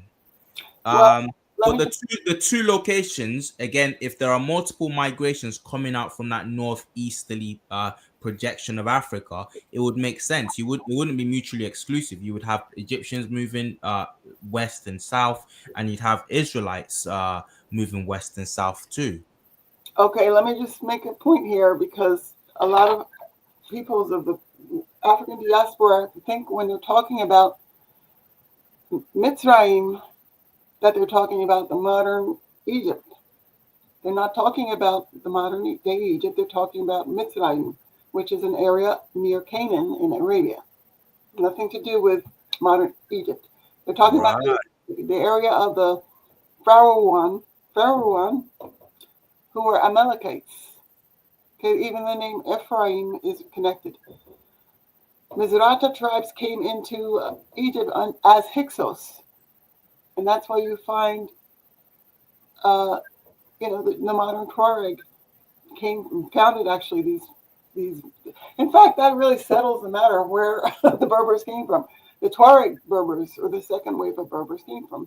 They were part of the Hyksos wave, Shasu of Seir. But let me just mention continue with the Sabaean. Now, in Tacitus in the first century mentions that they were. Some people believe they were Ethiopians, and some people said they were Assyrians. At that time, the Assyrians. The name Assyrian was not just for the area of what's now modern Iraq or northern Iraq. It was a reference to peoples, a group of peoples in southern Arabia and also North Africa. The people, according to Josephus, that conquered Assyria and named it were peoples that were also in North Africa, and they fought against the Romans. They were called Assyriani or Asturiani. They are also ancestors of the Tuareg.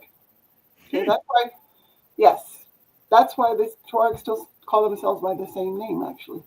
But if you go to my website about and I talk about the Tuareg, I can't remember what I post, the name of the post was, but I talk about that. And I'll leave a message, I guess, afterwards. But the Salemi were called black back in the first century with Tacitus, okay, who says they were Ethiopians. Tacitus also said that the Numidians and the Moors were the same people. Now, if you look at what Josephus said that the people called Gaetuli, who occupied Numidia, were the same people that were known as Avilites in South Arabia, or Havila, the founders of Zela or Zuela, both in Somalia and in Libya. So Havila, son of Cush, and Cush is considered in Arabian tradition sometimes son of Canaan, and Canaan is considered son of Cush because they're all the same people. Okay, and Mitzrayim is closely connected to all of them. That's what I have to get across to people, that we're not talking about necessarily the modern Egypt, but the Egypt of the pharaohs, which was never used in Egypt. A lot of people don't know the name Pharaoh was not used in Egypt by the Egyptians. Mm-hmm. And Mitzrayim wasn't used until after the Hyksos or these Right. Afro-Arabian people settled the area with their so-called mushroom haircuts, which were actually afros. They call them mushrooms, but there were Cushitic peoples that had settled in Sinai and in. So you're saying even the Hyksos were black? Well, I mean that was first. That was the thing they gave us originally, that the Hyksos were, Cushitic. So Canaanites. you've done the research, and you're saying that originally, before they started to move things around, Yeah. they actually claimed that the accepted knowledge was that the Hyksos were a black group. Right. Mm-hmm. Wow. Okay. Yeah, You heard that here first, guys. You heard that here first. This goes deep. Okay, carry on. Sorry, doctor. I think it was Rawlinson or early Orientalists used to talk about that all the time, that they were likely Kushites. I was just looking at some of the comments too. Tariq al-Fatash, said that in the 1402, a group called Bani Israel settled in Tindirma, Mali. Yeah, so there's a thing online called JSTOR, which is an academic site, and you can find a lot of information with regards to the early Sonic Jews, and But one of the articles, for example, talks about the problem of the Berber Jews, and talks about how a lot of the Africans in Mali were Jewish, but that the author refers to them as Judaized Berbers, whereas if you look at what the Arabs said about the Jews, they said they were black and that they were proselytizing to other people, and so that there were other groups that were becoming Jewish in North Africa. And I wrote about that in Fear of Blackness, which is also published, I think 2014, in West Africa Review. It's an academic peer-reviewed journal, and that's actually becoming a book. I think. I mean, they've been trying to make it a book, saying that for years. So we'll see when it comes out. It should be more for laymen so that people can understand. Um, but the early Jews that migrated into Iberia, for example, David Ha-Rubani was one of them. He was described as a black dwarf. And he said that he came from Khaybar, and that the tribes that his people ruled were Manasseh, Reuben, and um, Gad, which is the tribe of Jada Mansur, who I just mentioned, Sulaim ibn Mansur, and Reuben. So let me just give you let me see if I can find where it talks about Reuben. Okay.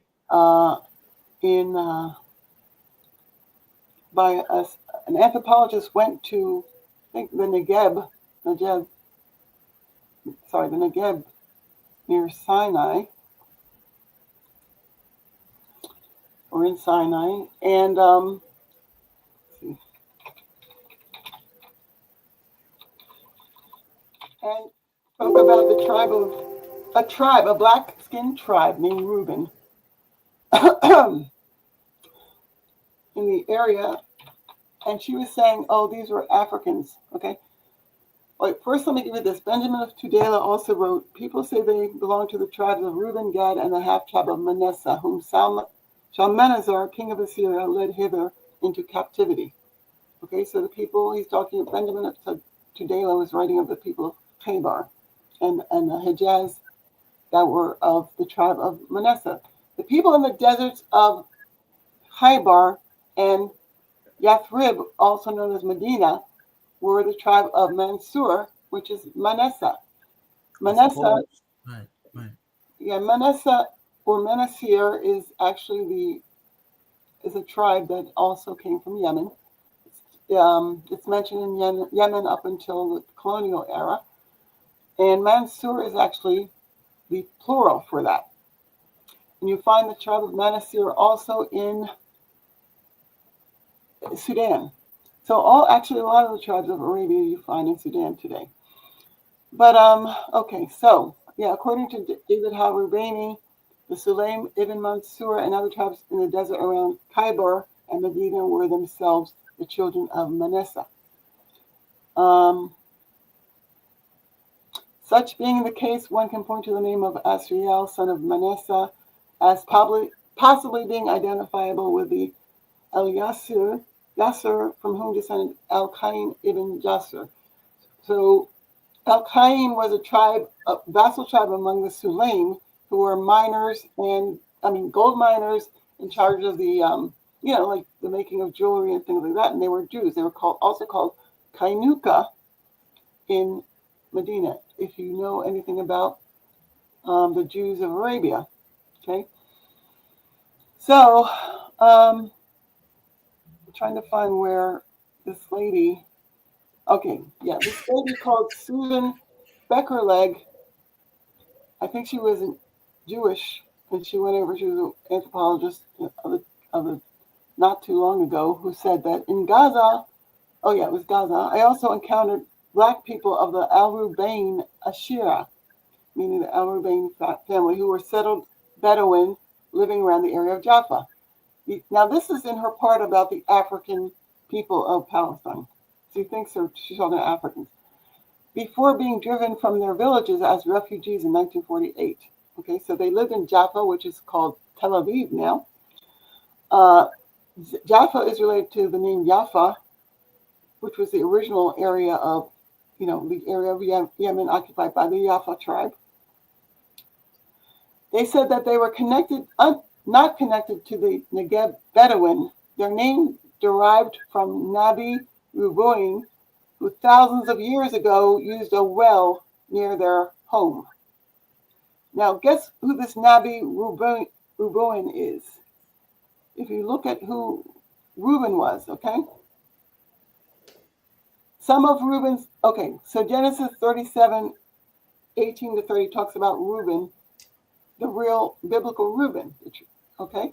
Some of Reuben's good qualities displayed themselves when he persuaded his 9 brothers to throw Joseph into a dry well instead of killing him.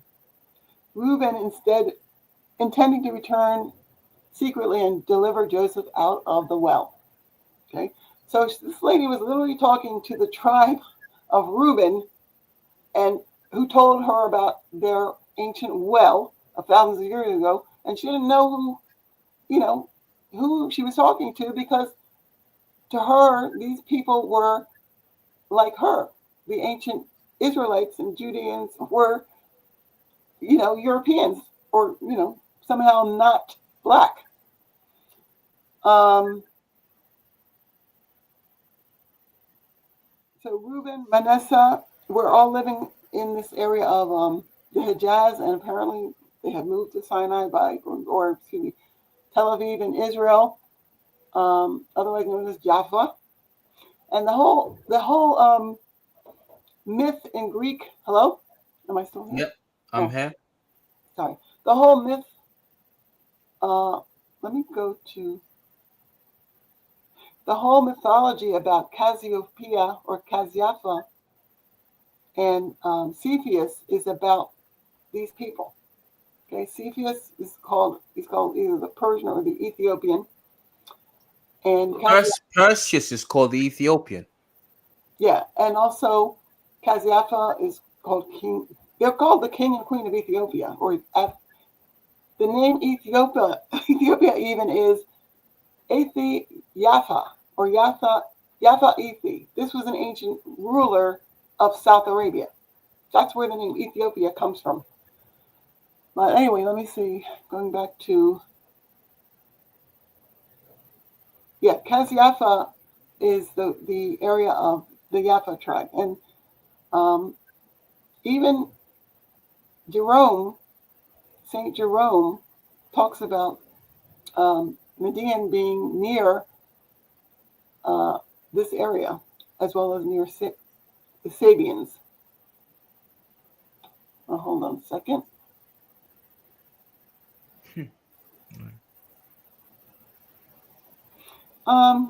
There's so many things on here. I can't even.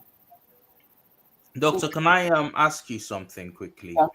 There is something called the relief of Lachish. I don't know if you know about it. It shows the numerous events taking place, and typically surrounding the victories of the Assyrians. And one of them is depicts Nubians, it depicts Africans, it depicts Kedarians supposedly as well. But in the relief of Lachish, you get the Jews portrayed in this way, and the portrayal is of a people with particularly kinky hair. You can see the balls, the tight balls of their hair, um, and you can see their beards as well. Now, I don't know if you've seen the relief, and I don't know what you make of it.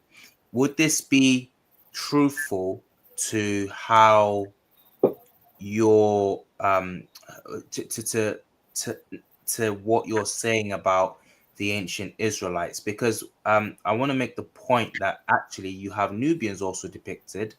They're depicted in a similar fashion as far as their hair is concerned. Um, Well, that picture is yeah. Oh yeah.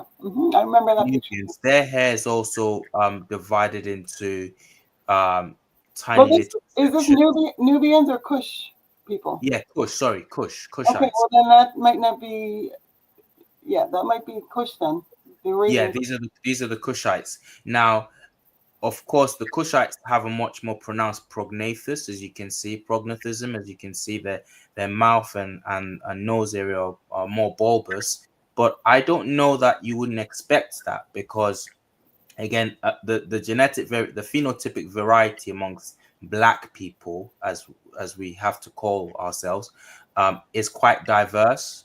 So when people see this, I don't know what you make of my theory. When people see this and they think, oh, they're different, they must be different to the Nubians, even though they have this kinky type hair. uh, I would say that's a wrong conclusion. They are black people. Their hair gives that away, but their other features, as with other Africans, aren't aren't overtly stereotypically Negroid. Is that what's going on here? Okay, well, I was going to actually put up a picture. Well, if you put up my picture, I'll show you what I was. Okay, brilliant. Oh, okay, let's go. Okay, so those are the same people that you had up, the people of Lashish. And as I said, the people of Khyber were very small, black, Negroid people. They also live in the Asir. And they don't, I guess the big difference would be that they're more, hirsute. Yes, yes, they're more in a suit. Yes, yes. Yeah, Very- which would not be, that unexpected. Can But you zoom in on that image on the Jewish folk in I'll that? say that again. Could you zoom in on your image for us, please? Did I do it or no? No? That's Hold okay if you on. can't. It's fine if you can't. I was going to go to, hold on 1 second, because I talk about this, the Lashish people on the, and I've been talking about this stuff for many years. That's probably why people are hearing about it, because for decades I've talked about the Lashish and the fact that the archaeologists found that the people of the Lashish, the northern Lashish, which I'm not sure which is depicted in this thing, were of identical.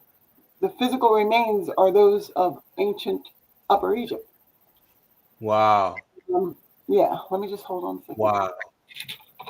Can you say that again? The people of Lachish, the Hebrews of Lachish, their remains were found to have been identical to those who lived in Upper Egypt. I said it Yes, for you. Sorry. yes. Okay, let's see. I have it on my website. I talk about it on my blog spot. It says, what served to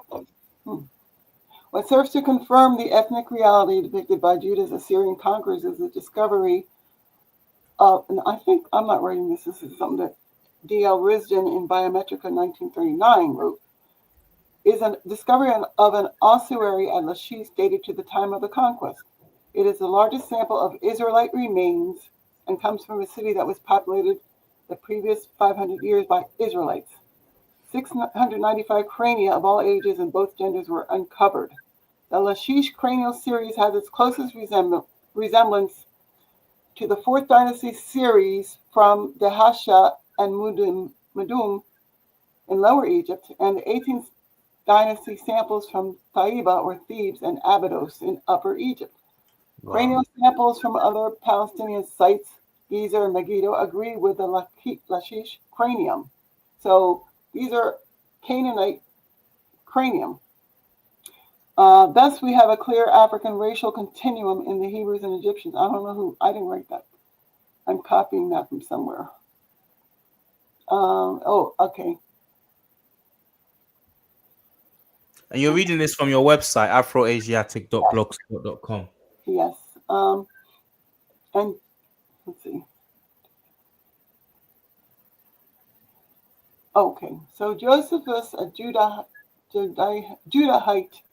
writer, he was actually probably Roman Jewish, I don't know, agrees with the Egyptian careless description of Israelites conscripted into Xerxes' army as having a visage of smoke-hardened horse heads. This is something that people of Ethiopia now wear. This referred to their high cheekbones and prominent jaws, as seen in the conquest of Lachish depictions, and their smoky, soot-dark complexions. That's just something that was written as a footnote in, one of the Josephus sites. So this is on your website, is it? Yeah. Afro-Asiatic, the Canaanites in their land, part 2. That's one of them. But I also talk elsewhere. And if you put in Afro-Asiatic blog spot, and then you have to put in quotes and stuff like that. .com, and then quote Lachish. you can find different. I also have it This is in unbelievable. yeah, This is I have all absolutely. this stuff, and I had um, yeah, So again, just to recap, folks, Dr. Dana is saying that there have been cranial studies done on the population of Lachish, which was a city, a Hebrew city that was taken by the Assyrians. And they've done studies on the skeletons, the skulls that they found there. They're saying that these studies have turned up uh, uh, uh, the they've turned up with results that indicate that the people that lived in Lashish most resembled Upper Egyptians slash Nubians. That's incredible. And but you won't hear this, well, except for places like here. Sorry, doctor, carry on. okay.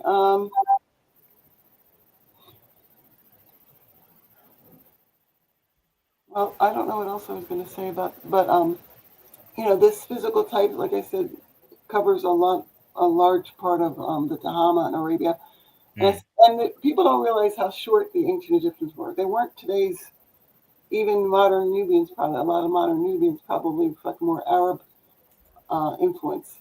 mm, And the Upper Egyptians, like at Luxor, are Saites and hold on. And of course, Northern Egyptians, a lot of them are just Turks and other Circassians and other people, the same kind of people that entered Palestine, actually. But mm, yeah, the ancient Egyptians were more like the Beja, like the Beni Amur, and people that were of, you know, also of Arabian affiliation. mm. Very short, 4'8" to 5'2", 5'4". I'm sorry, 5'4". That was considered probably tall at the time, 5'4". And then Natufians and Gasulians of the, that were of Amratian affiliation. A lot of these early Arabians, and even in Yemen today, you'll find a lot of the groups are very short compared to people on the other side of the Red Sea. And the troglodytes were described as by Aristotle as pygmies. So Right, right. um, so they may be the Ethiopian people that Strabo was talking about as well, Mm, mm. because they said they were very short. Um, anyway, yeah, Lashish have to be. I mean, I've seen Africans that look like this. Tell you the truth. Oh yeah, Yeah, certainly, very, certainly. very hairsuit. Like this. I don't know which. I'm trying to remember which tribe. It was Igbo, maybe Igbo. I don't Yeah, know, the but Igbos. Yeah, the Igbos are quite. Yeah, out of us, Nigerians and West Africans, the Igbos are quite a hairy group. yeah, They otherwise they look West African, but their genetics allows them to have more hair. I might have a bit of Igbo in me because out of most of my Yoruba friends, I'm one of the few that can grow a good sized beard. But can I ask you this? I'm going to share this onto the screen quickly. I really need to show you this. I've not found an explanation. Family, if you're still listening, if you're still here and you've not hit that like button, please hit the like button. Dr. Dana Reynolds-Marniche here with us, dropping on us some absolutely gold mine stuff on who the ancient Israelites were. I'm gonna go and present this um to the audience, to you folks at home. And this is online. If you do any sort of research, you'll come across Perseus text or Perseus library. They translate a lot of ancient texts. They've translated a work by the Roman writer Tacitus on the ancient Jews. Tacitus was musing on the identity of the ancient Jews. And he says this. I read what's on the screen, roughly around where you see Crete highlighted. And it says, some say that the were fugitives from the island of Crete who settled on the nearest coast of Africa about the time when Saturn was driven from his throne by the power of Jupiter. Evidence of this is sought in the name, dot, dot, dot. He goes on, ellipses. And then he says, others assert that in the reign of Isis, the overflowing population of Egypt, led by Hierosonymus and Judas, discharged itself into the neighboring countries. So here's that Egypt connection to the ancient Jews again, who That's we right. know are black people. And Yeah. now we're coming to the germane bit. Many again say that they were a race of Ethiopian origin, who in the time of King Cepheus, who the doctors told us about today, were driven by fear and hatred of their neighbors to seek a new dwelling place. Again, I repeat, others, Tacitus is saying this, not a woke Afrocentrist guy in 2025. Tacitus, a Roman, is saying many again say that the Jews were a race of Ethiopian origin. Okay, now I'm not done. This is the point I wanted to bring to you, Doctor Dana. That's that translation is as honest as can be. We have something called Leap Classical Library, which I've worked on before in past videos, where I spoke about quotes. I just quoted from the ancient record about who the ancient Egyptians were, and I didn't exhaust the quotes, guys. Family, I did not exhaust the quotes. This is the history of Tacitus as published by Lieb. I criticized Lieb's library in that video, I believe. The man is eponymous. Lieb's classical library is named after a scholar named Lieb. I can't remember his first name now, and he was very dishonest in a lot of his translations, and I pointed that out in that video. Now, this is his translation. You will not believe what you're about to see. It is said that the Jews were originally exiled, exactly the same place we've just read in the other translation. Some hold that in the reign of Isis, the superfluous population of Egypt under the leadership of Hierosonymus, there's that long name again. Let's get to the part where it talks about them being of Ethiopian origin. Many others think that they were an Egyptian, what? Mizraim. Egyptian. Mizraim. But it's taken away Ethiopia. It's literally taken. You cannot find Ethiopia mentioned. That's They've not just guys. They've not. This translation hasn't done a mistranslation. They've literally put a line through Ethiopia, taken it out, and replaced it with Egyptian. but wait, Obviously, wait a second. obviously, thinking that going under the assumption, the racist assumption that they have, that Egypt was a white Caucasian civilization, so they think it's okay to make that change. But they've completely taken out Ethiopia. Can I just say something? Sorry, doctor, go ahead. Okay, I swear to you. Okay, so this is the Lieb Classical Library is mostly what I used when I wrote about the Moors, and I wrote about this a long time ago, like 20 years ago. Now I could swear I had read Tacitus from the Lieb Classical Library, but I mean the weird thing is I think people are changing things now from what are in Yes. documents. Now, where was the other translation from? Perseus Digital Oh, okay. Library. So yeah, I might have gotten it from there, but yeah, that's really strange. That's pathetic. That's it's scary. incredible, Yeah, absolutely incredible. yeah. And I was led on to that by another website. Can't quite remember the name now, but it's a great website with great resources. But yes, that's literally what they do. And now I've seen this before, so it didn't. I'm not gonna give them a pass and say that was a mistake. That's deliberate, guys. What you just saw there was deliberate. Anyway, Let me just say one thing though. When they're talking about again, by this time Egypt had come to mean you know the modern day Egypt, but the whole myth comes from the fact that the Salimi and the tribe of, like I had mentioned before, the Assyriani. These old people were the people of Semitic stock connected to Mitzrayim, as well as Canaan. When they're talking about Crete and everything, these Keftu people did immigrate into Crete. So in a sense, they're talking about that nothing is wrong in what these ancient myths were saying. They're not Mm, saying different things. yeah. They're all meaning to talk about, because everybody knew that Mitzrayim, originally they knew Mitzrayim was connected to the Phoenicians and the Canaanites and the Salimi, and that these people had occupied Crete and the Anatolia, and they were the Keftu of Syria and Anatolia. Now, I get into this in my newer book. I didn't talk about the connection of the Keftu and the Cappadocians and the Cilicians and people of that sort, but because that name is just an allusion or a metaphysis of what was it? I wrote about it. Kef, Katef, Katef, Katif, Okay. Katif, or Gatafan. Gatafan was a major tribe that came up, South Arabian tribe, or early Madij tribe, or early tribe of Khatan or Jaktan.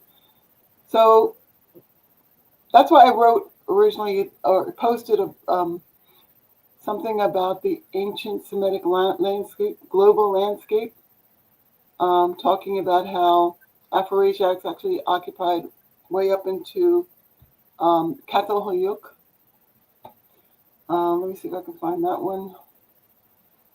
And I show pictures of the early rock art of that area, Katal Hoyuk, and Oh, we'd love to see that if you can get that up on screen. Okay.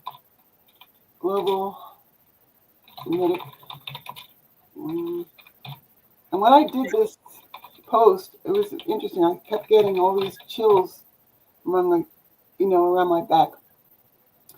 That's the same as me. Same as Yeah. me. It's the content. That's what it is, Doctor. All right, let me see if I can. I have to use a different thing. Presentation, share screen. Okay, here we go. Yeah. Okay. This was the post I did about the ancient, the movement of ancient Semites and early megalithic peoples into Anatolia or Turkey, Asia Minor, and what they left, Catalhoyuk. This is 8,500 BC to 5,000 BC. The skeletal evidence is the same as, in ancient Africa. And here is, peoples of the Hamar or Somatic group in Africa. The Somatic people that originally, that retained that never left Africa probably, and retained the ancient Afro-Asiatic group. And we see the remains of Catalhoyuk in Asia Minor, Turkey. This is all previous to the Bronze Age, when you see these other types of people, Eurasian people, with broader heads, brachycranic heads come into the area in the late Bronze. Could you do me a favor, Doctor, and go back up again? Okay, sure.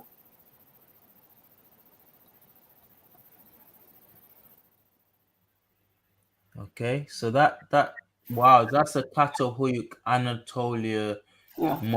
modern day Turkey image. Wow.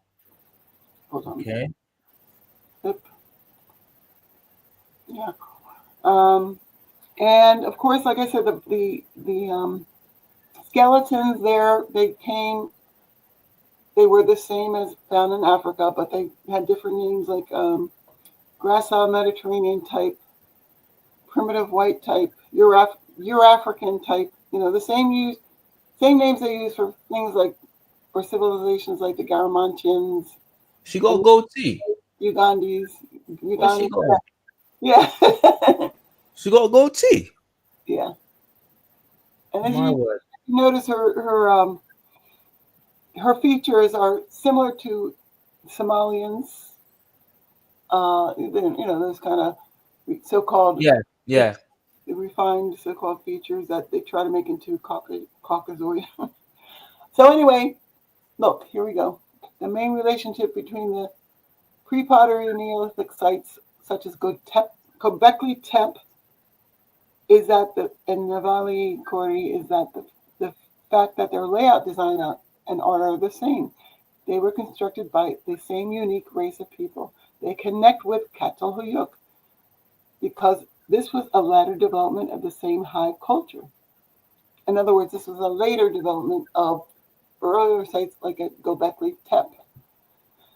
So they try to say that these sites were older than the Nabta Playa and the peoples of Africa and Egypt and anywhere anything to say that these were earlier than Black Africans. But as you see, the same people occupied uh, Black Africa has occupied these areas, um, Mm-hmm. and the same types of rock art were the so-called.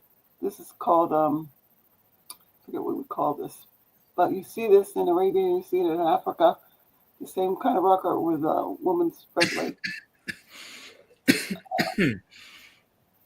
What is it called? Here is also Catalhoyuk with the same Somatic people jumping over, Somatic looking people jumping over their cattle, just like they do today. I don't know if you've seen this black spot, but the same.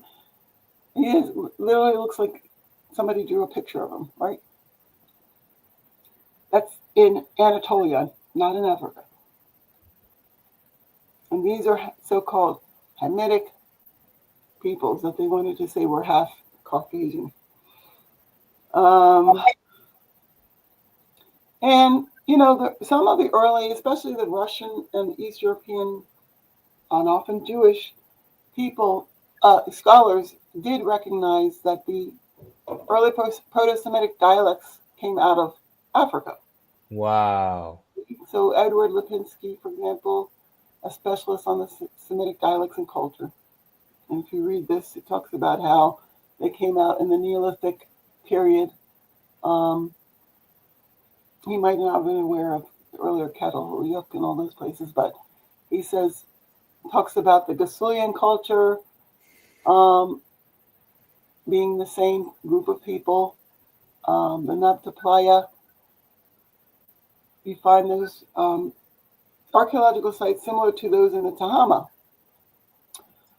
Let's see. Thus, from North Africa, wave after wave of Semitic migrations would seem to have set forth.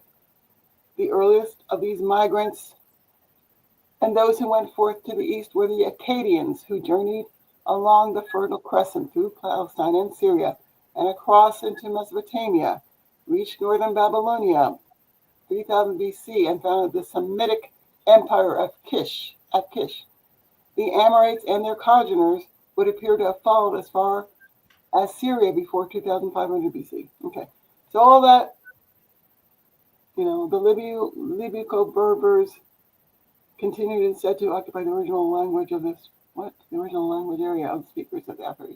So this is probably where he veers off the facts, but basically he's saying that all these people were African in origin originally and brought their language with them.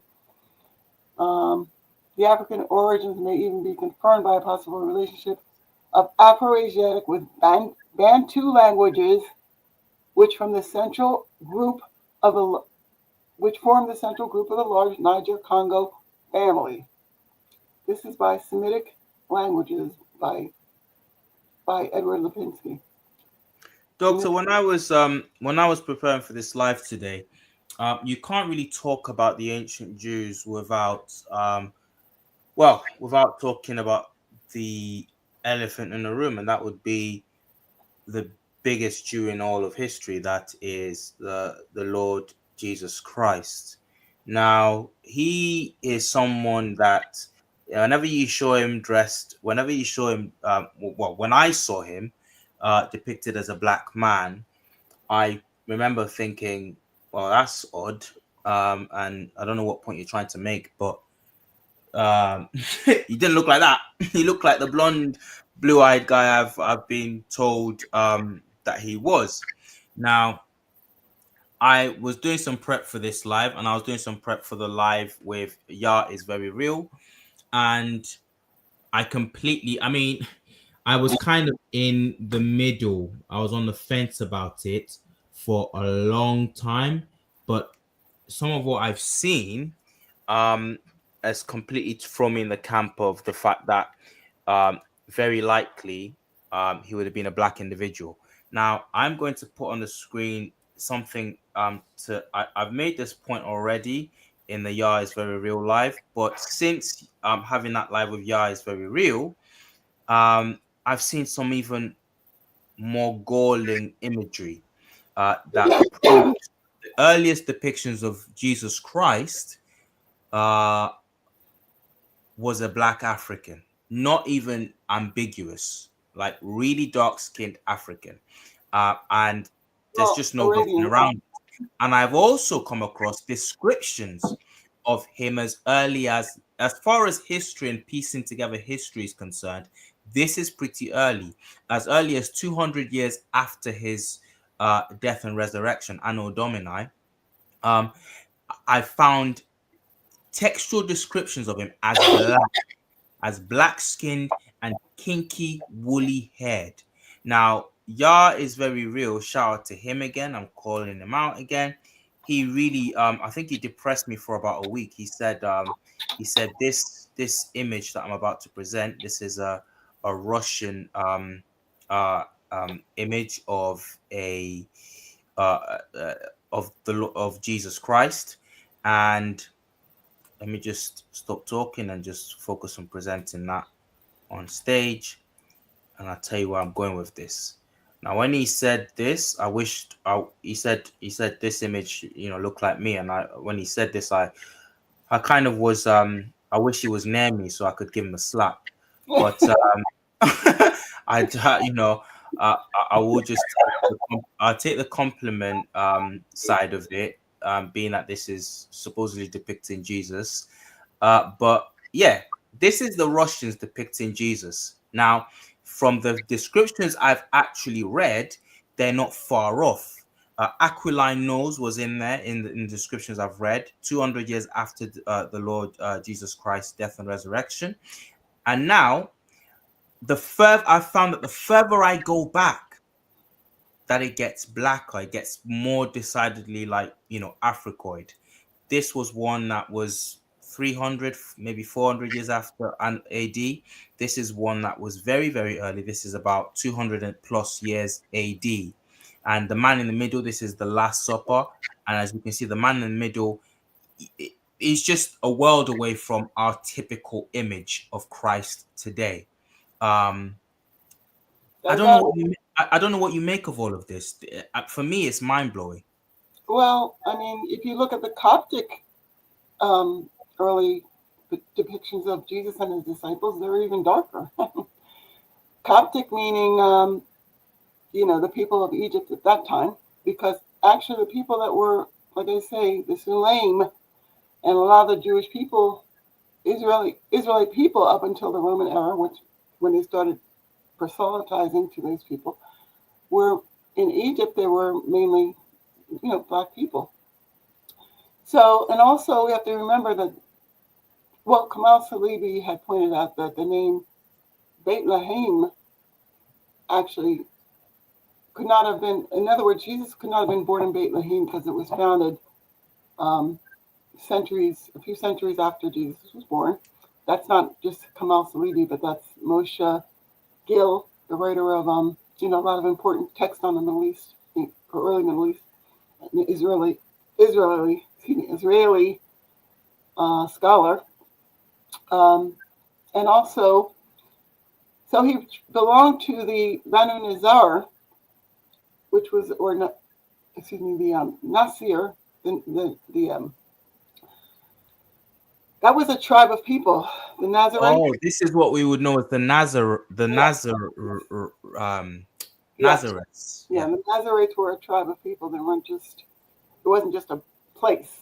right. The Nazarenes were a people, a population of ancient Arabs.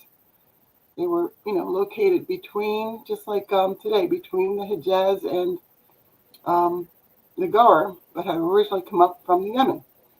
And also, the Banu Najjar were also in Hijaz, and Jesus' father was said to have been a Najjar, which is interpreted as a carpenter, but he could have been um, the so-called, I guess, stepfather, because Jesus was supposedly born of a virgin. But um, yeah, so it's not surprising. Like I said, um, the Nabateans of Edessa, they were in close contact with these early disciples because the disciples, like, what's his name? Who's the guy that John the Baptist? He was from that area of the Gar. Mm. If you look at the Gar people today, they're black in that area, and in the area of the Essenes and all these, very, Till today, till today. yes, yes, they are. And I have I should have put that. I have that on my Facebook page. I have pictures of the area where John the Baptist. This is all what makes me convinced that there's an active agenda to suppress black contributions and black relevance to history, to culture, to anthropology. Because when you see typical images of these places and the people that live there on popular media, they don't show any of these people. They show very light-skinned, who I believe now actually originally ethnically speaking are Turks, Ottoman Turks, who came in the last Many, many. 500-600 years in droves. Um, but this is what they show us. But you're saying that these people are still there, so that you must be going out of your way when you do these documentaries not to film these people. Yeah. Well, a lot of it is due to the fact that early Middle Eastern people started taking over some of these names and groups. It Right. really started in the first. It started with the Persians who started trying to fit them in with the children of Shem and the Arabs, and then later on the Abbasids, they actually, the people that took over from the Umayyad dynasty, um, the Abbasids became largely formed of Central Asian and Turkish people. And during that period, you see, all this anti-blackness and anti-Arabness, in fact, because most of the Arabs at that time were still black.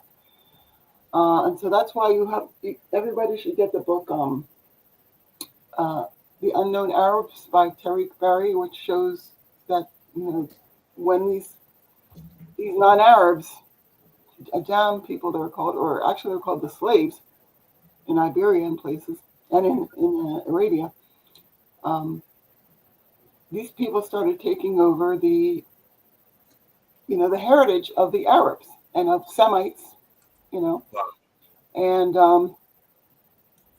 so it's not just the fault of modern day people. It started way before this time, and so people have come to believe that any black person in the Near East is a descendant of slaves.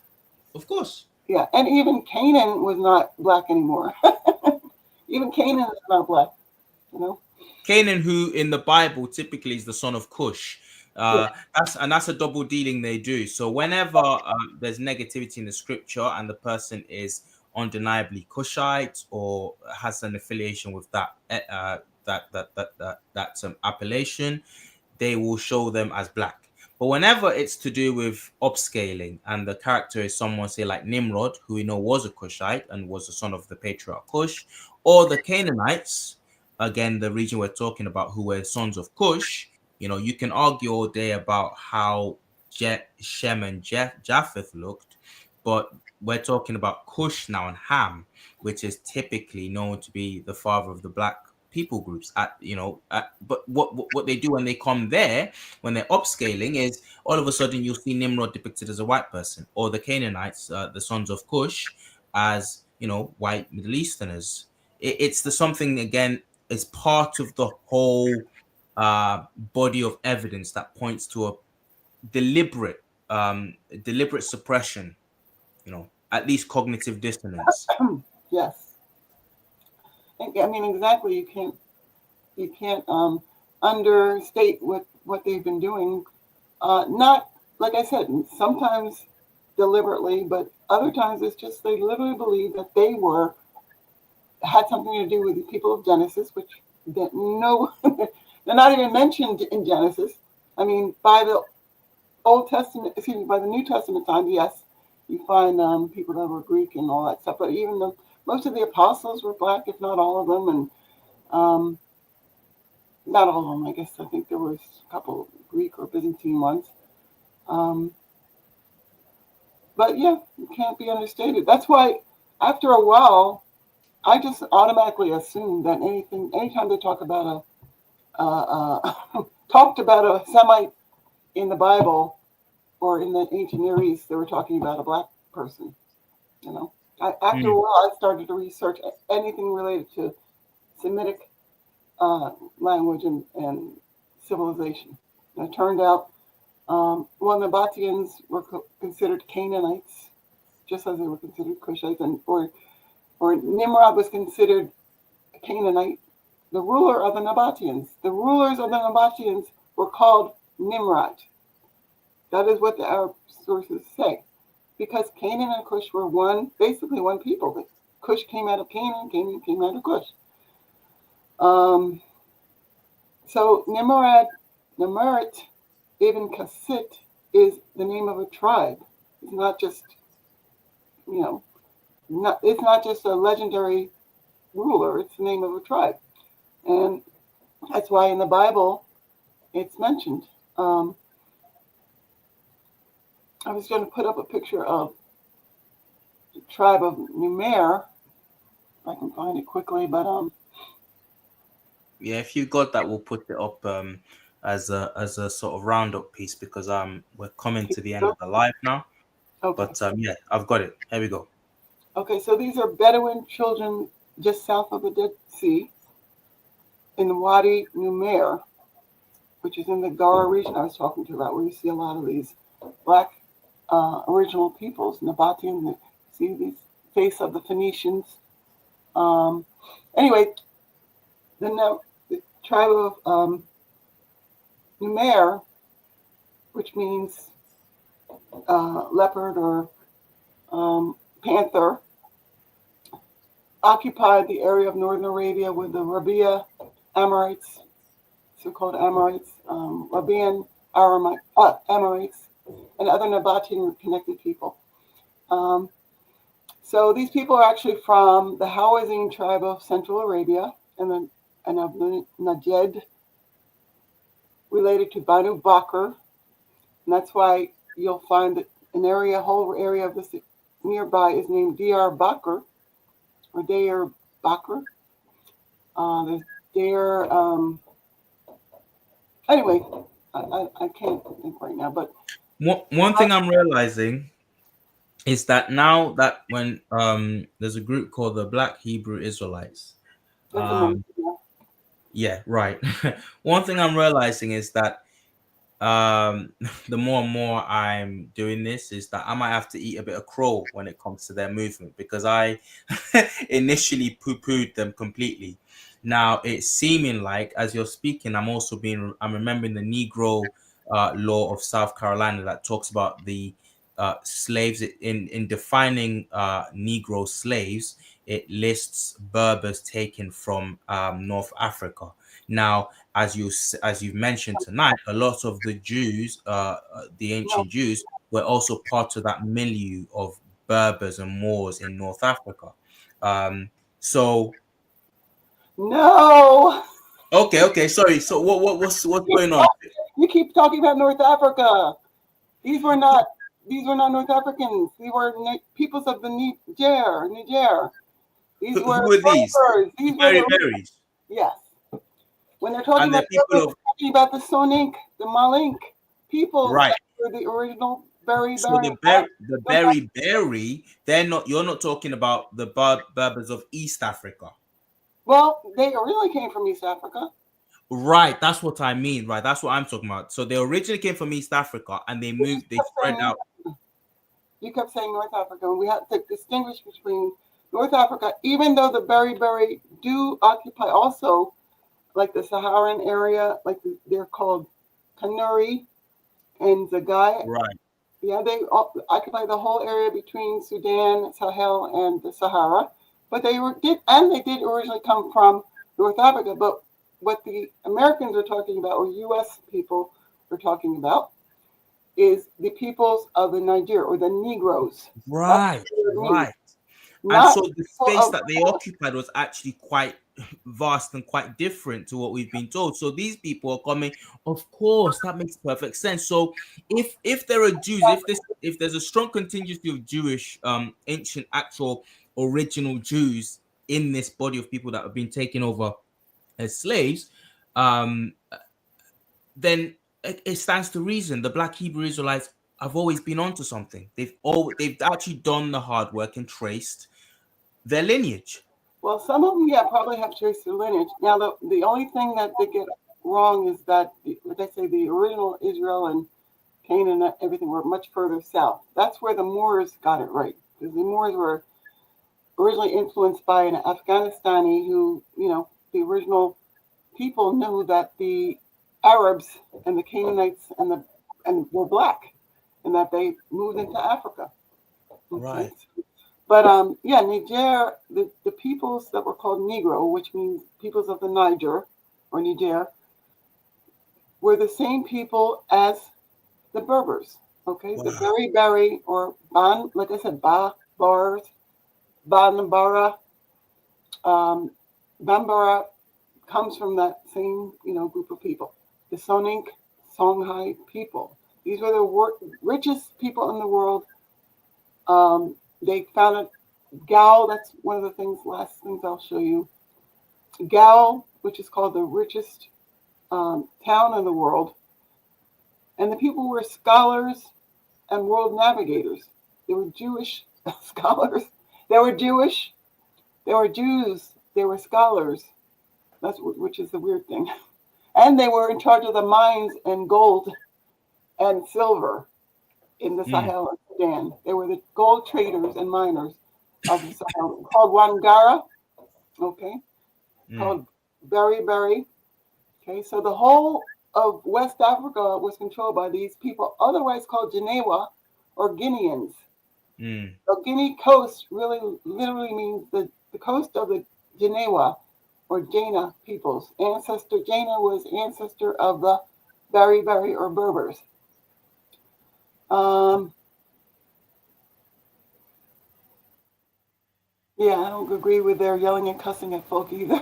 Yeah, no, but I put that up because I thought it was. That's right. That's I'm right. just saying that. I backed that up. I backed that up. And do you know what? Another thing is though. Another criticism is that we're so far. It's so long ago now. And another thing that you're realizing is the world as a whole, we've been lied to. The world as a whole was a far blacker place than we've been led to believe.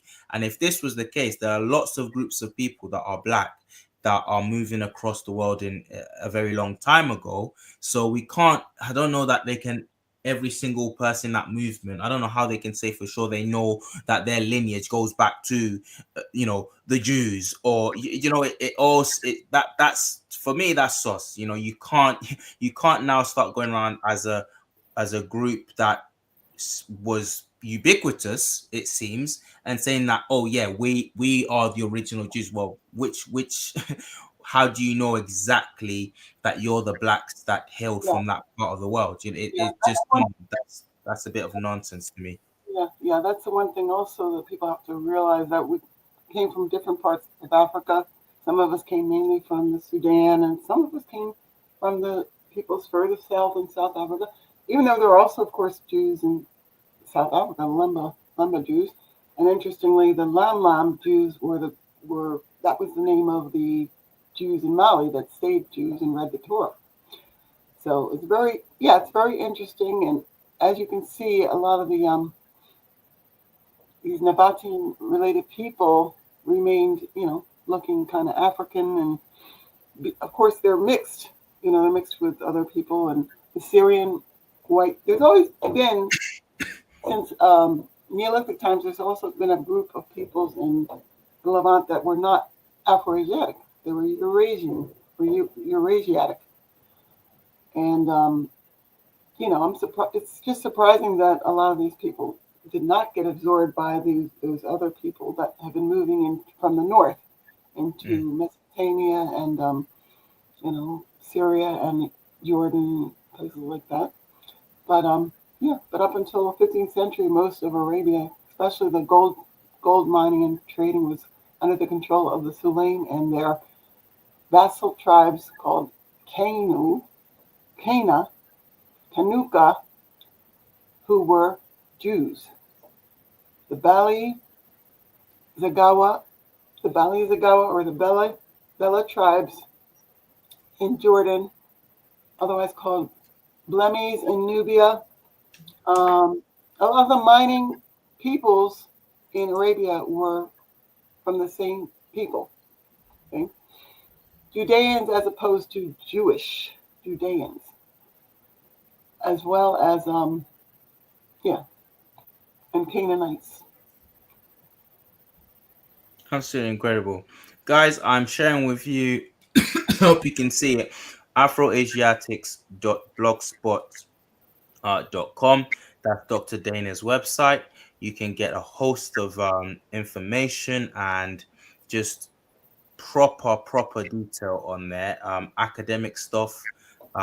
It really I don't want to put any ideas in their head. It shouldn't be free, but doctor, please, just just allow us for now, just let us off the hook with the website. But it's an absolutely amazing website, so guys, head on down there for more info about this stuff. This is we're gonna have to have her back at some point. She's absolutely brilliant, but when she does come like you've seen today, she gives her all, and she gives us really good information, and she gives us her time. Doctor, thank you so much. Thank you so much. This has been an eye opener for me, and I'm sure there's areas that we've not gone into that we could have gone into. So at some point you're gonna have to grace us again, guys. Head over to our website, head over to our channel, and subscribe. If you're not subscribed, please make sure you subscribe to her channel. Okay.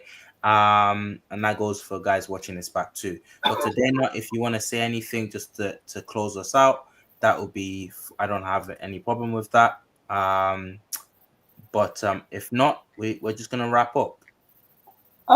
Just wanted to say, people can go to the Facebook page if they want. I've been writing mainly, for laymen on the Facebook page more than the Afroasiatics blogspot too. And I also was giving a course, which I'll probably put on the on YouTube for pay, because it has a lot of very exclusive information. And I want to thank all the commenters, RJ Mackenzie, and people that are appreciating the work, which I believe is coming direct from the ancestors.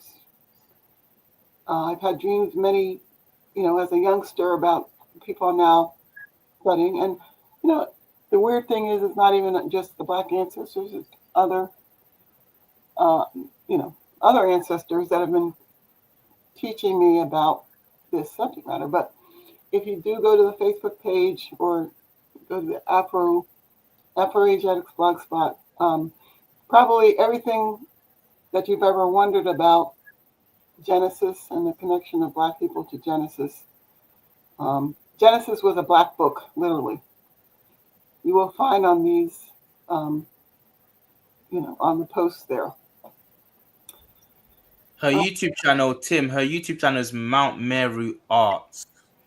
Mount spell MT dot and Meru MERU. Holistic Arts, I think it is. Holistic Arts. Okay. Yeah, that also has it has the Folk of Noah, the YouTube, what do you call it? The YouTube, I'm forgetting everything. The videos, where you put them all together. It has that playback, playback of all the all of the YouTube videos I put up over the years. I think there's over 20 now. I think it's called what is it called? Classes in Session or something like that. The Folk of Noah.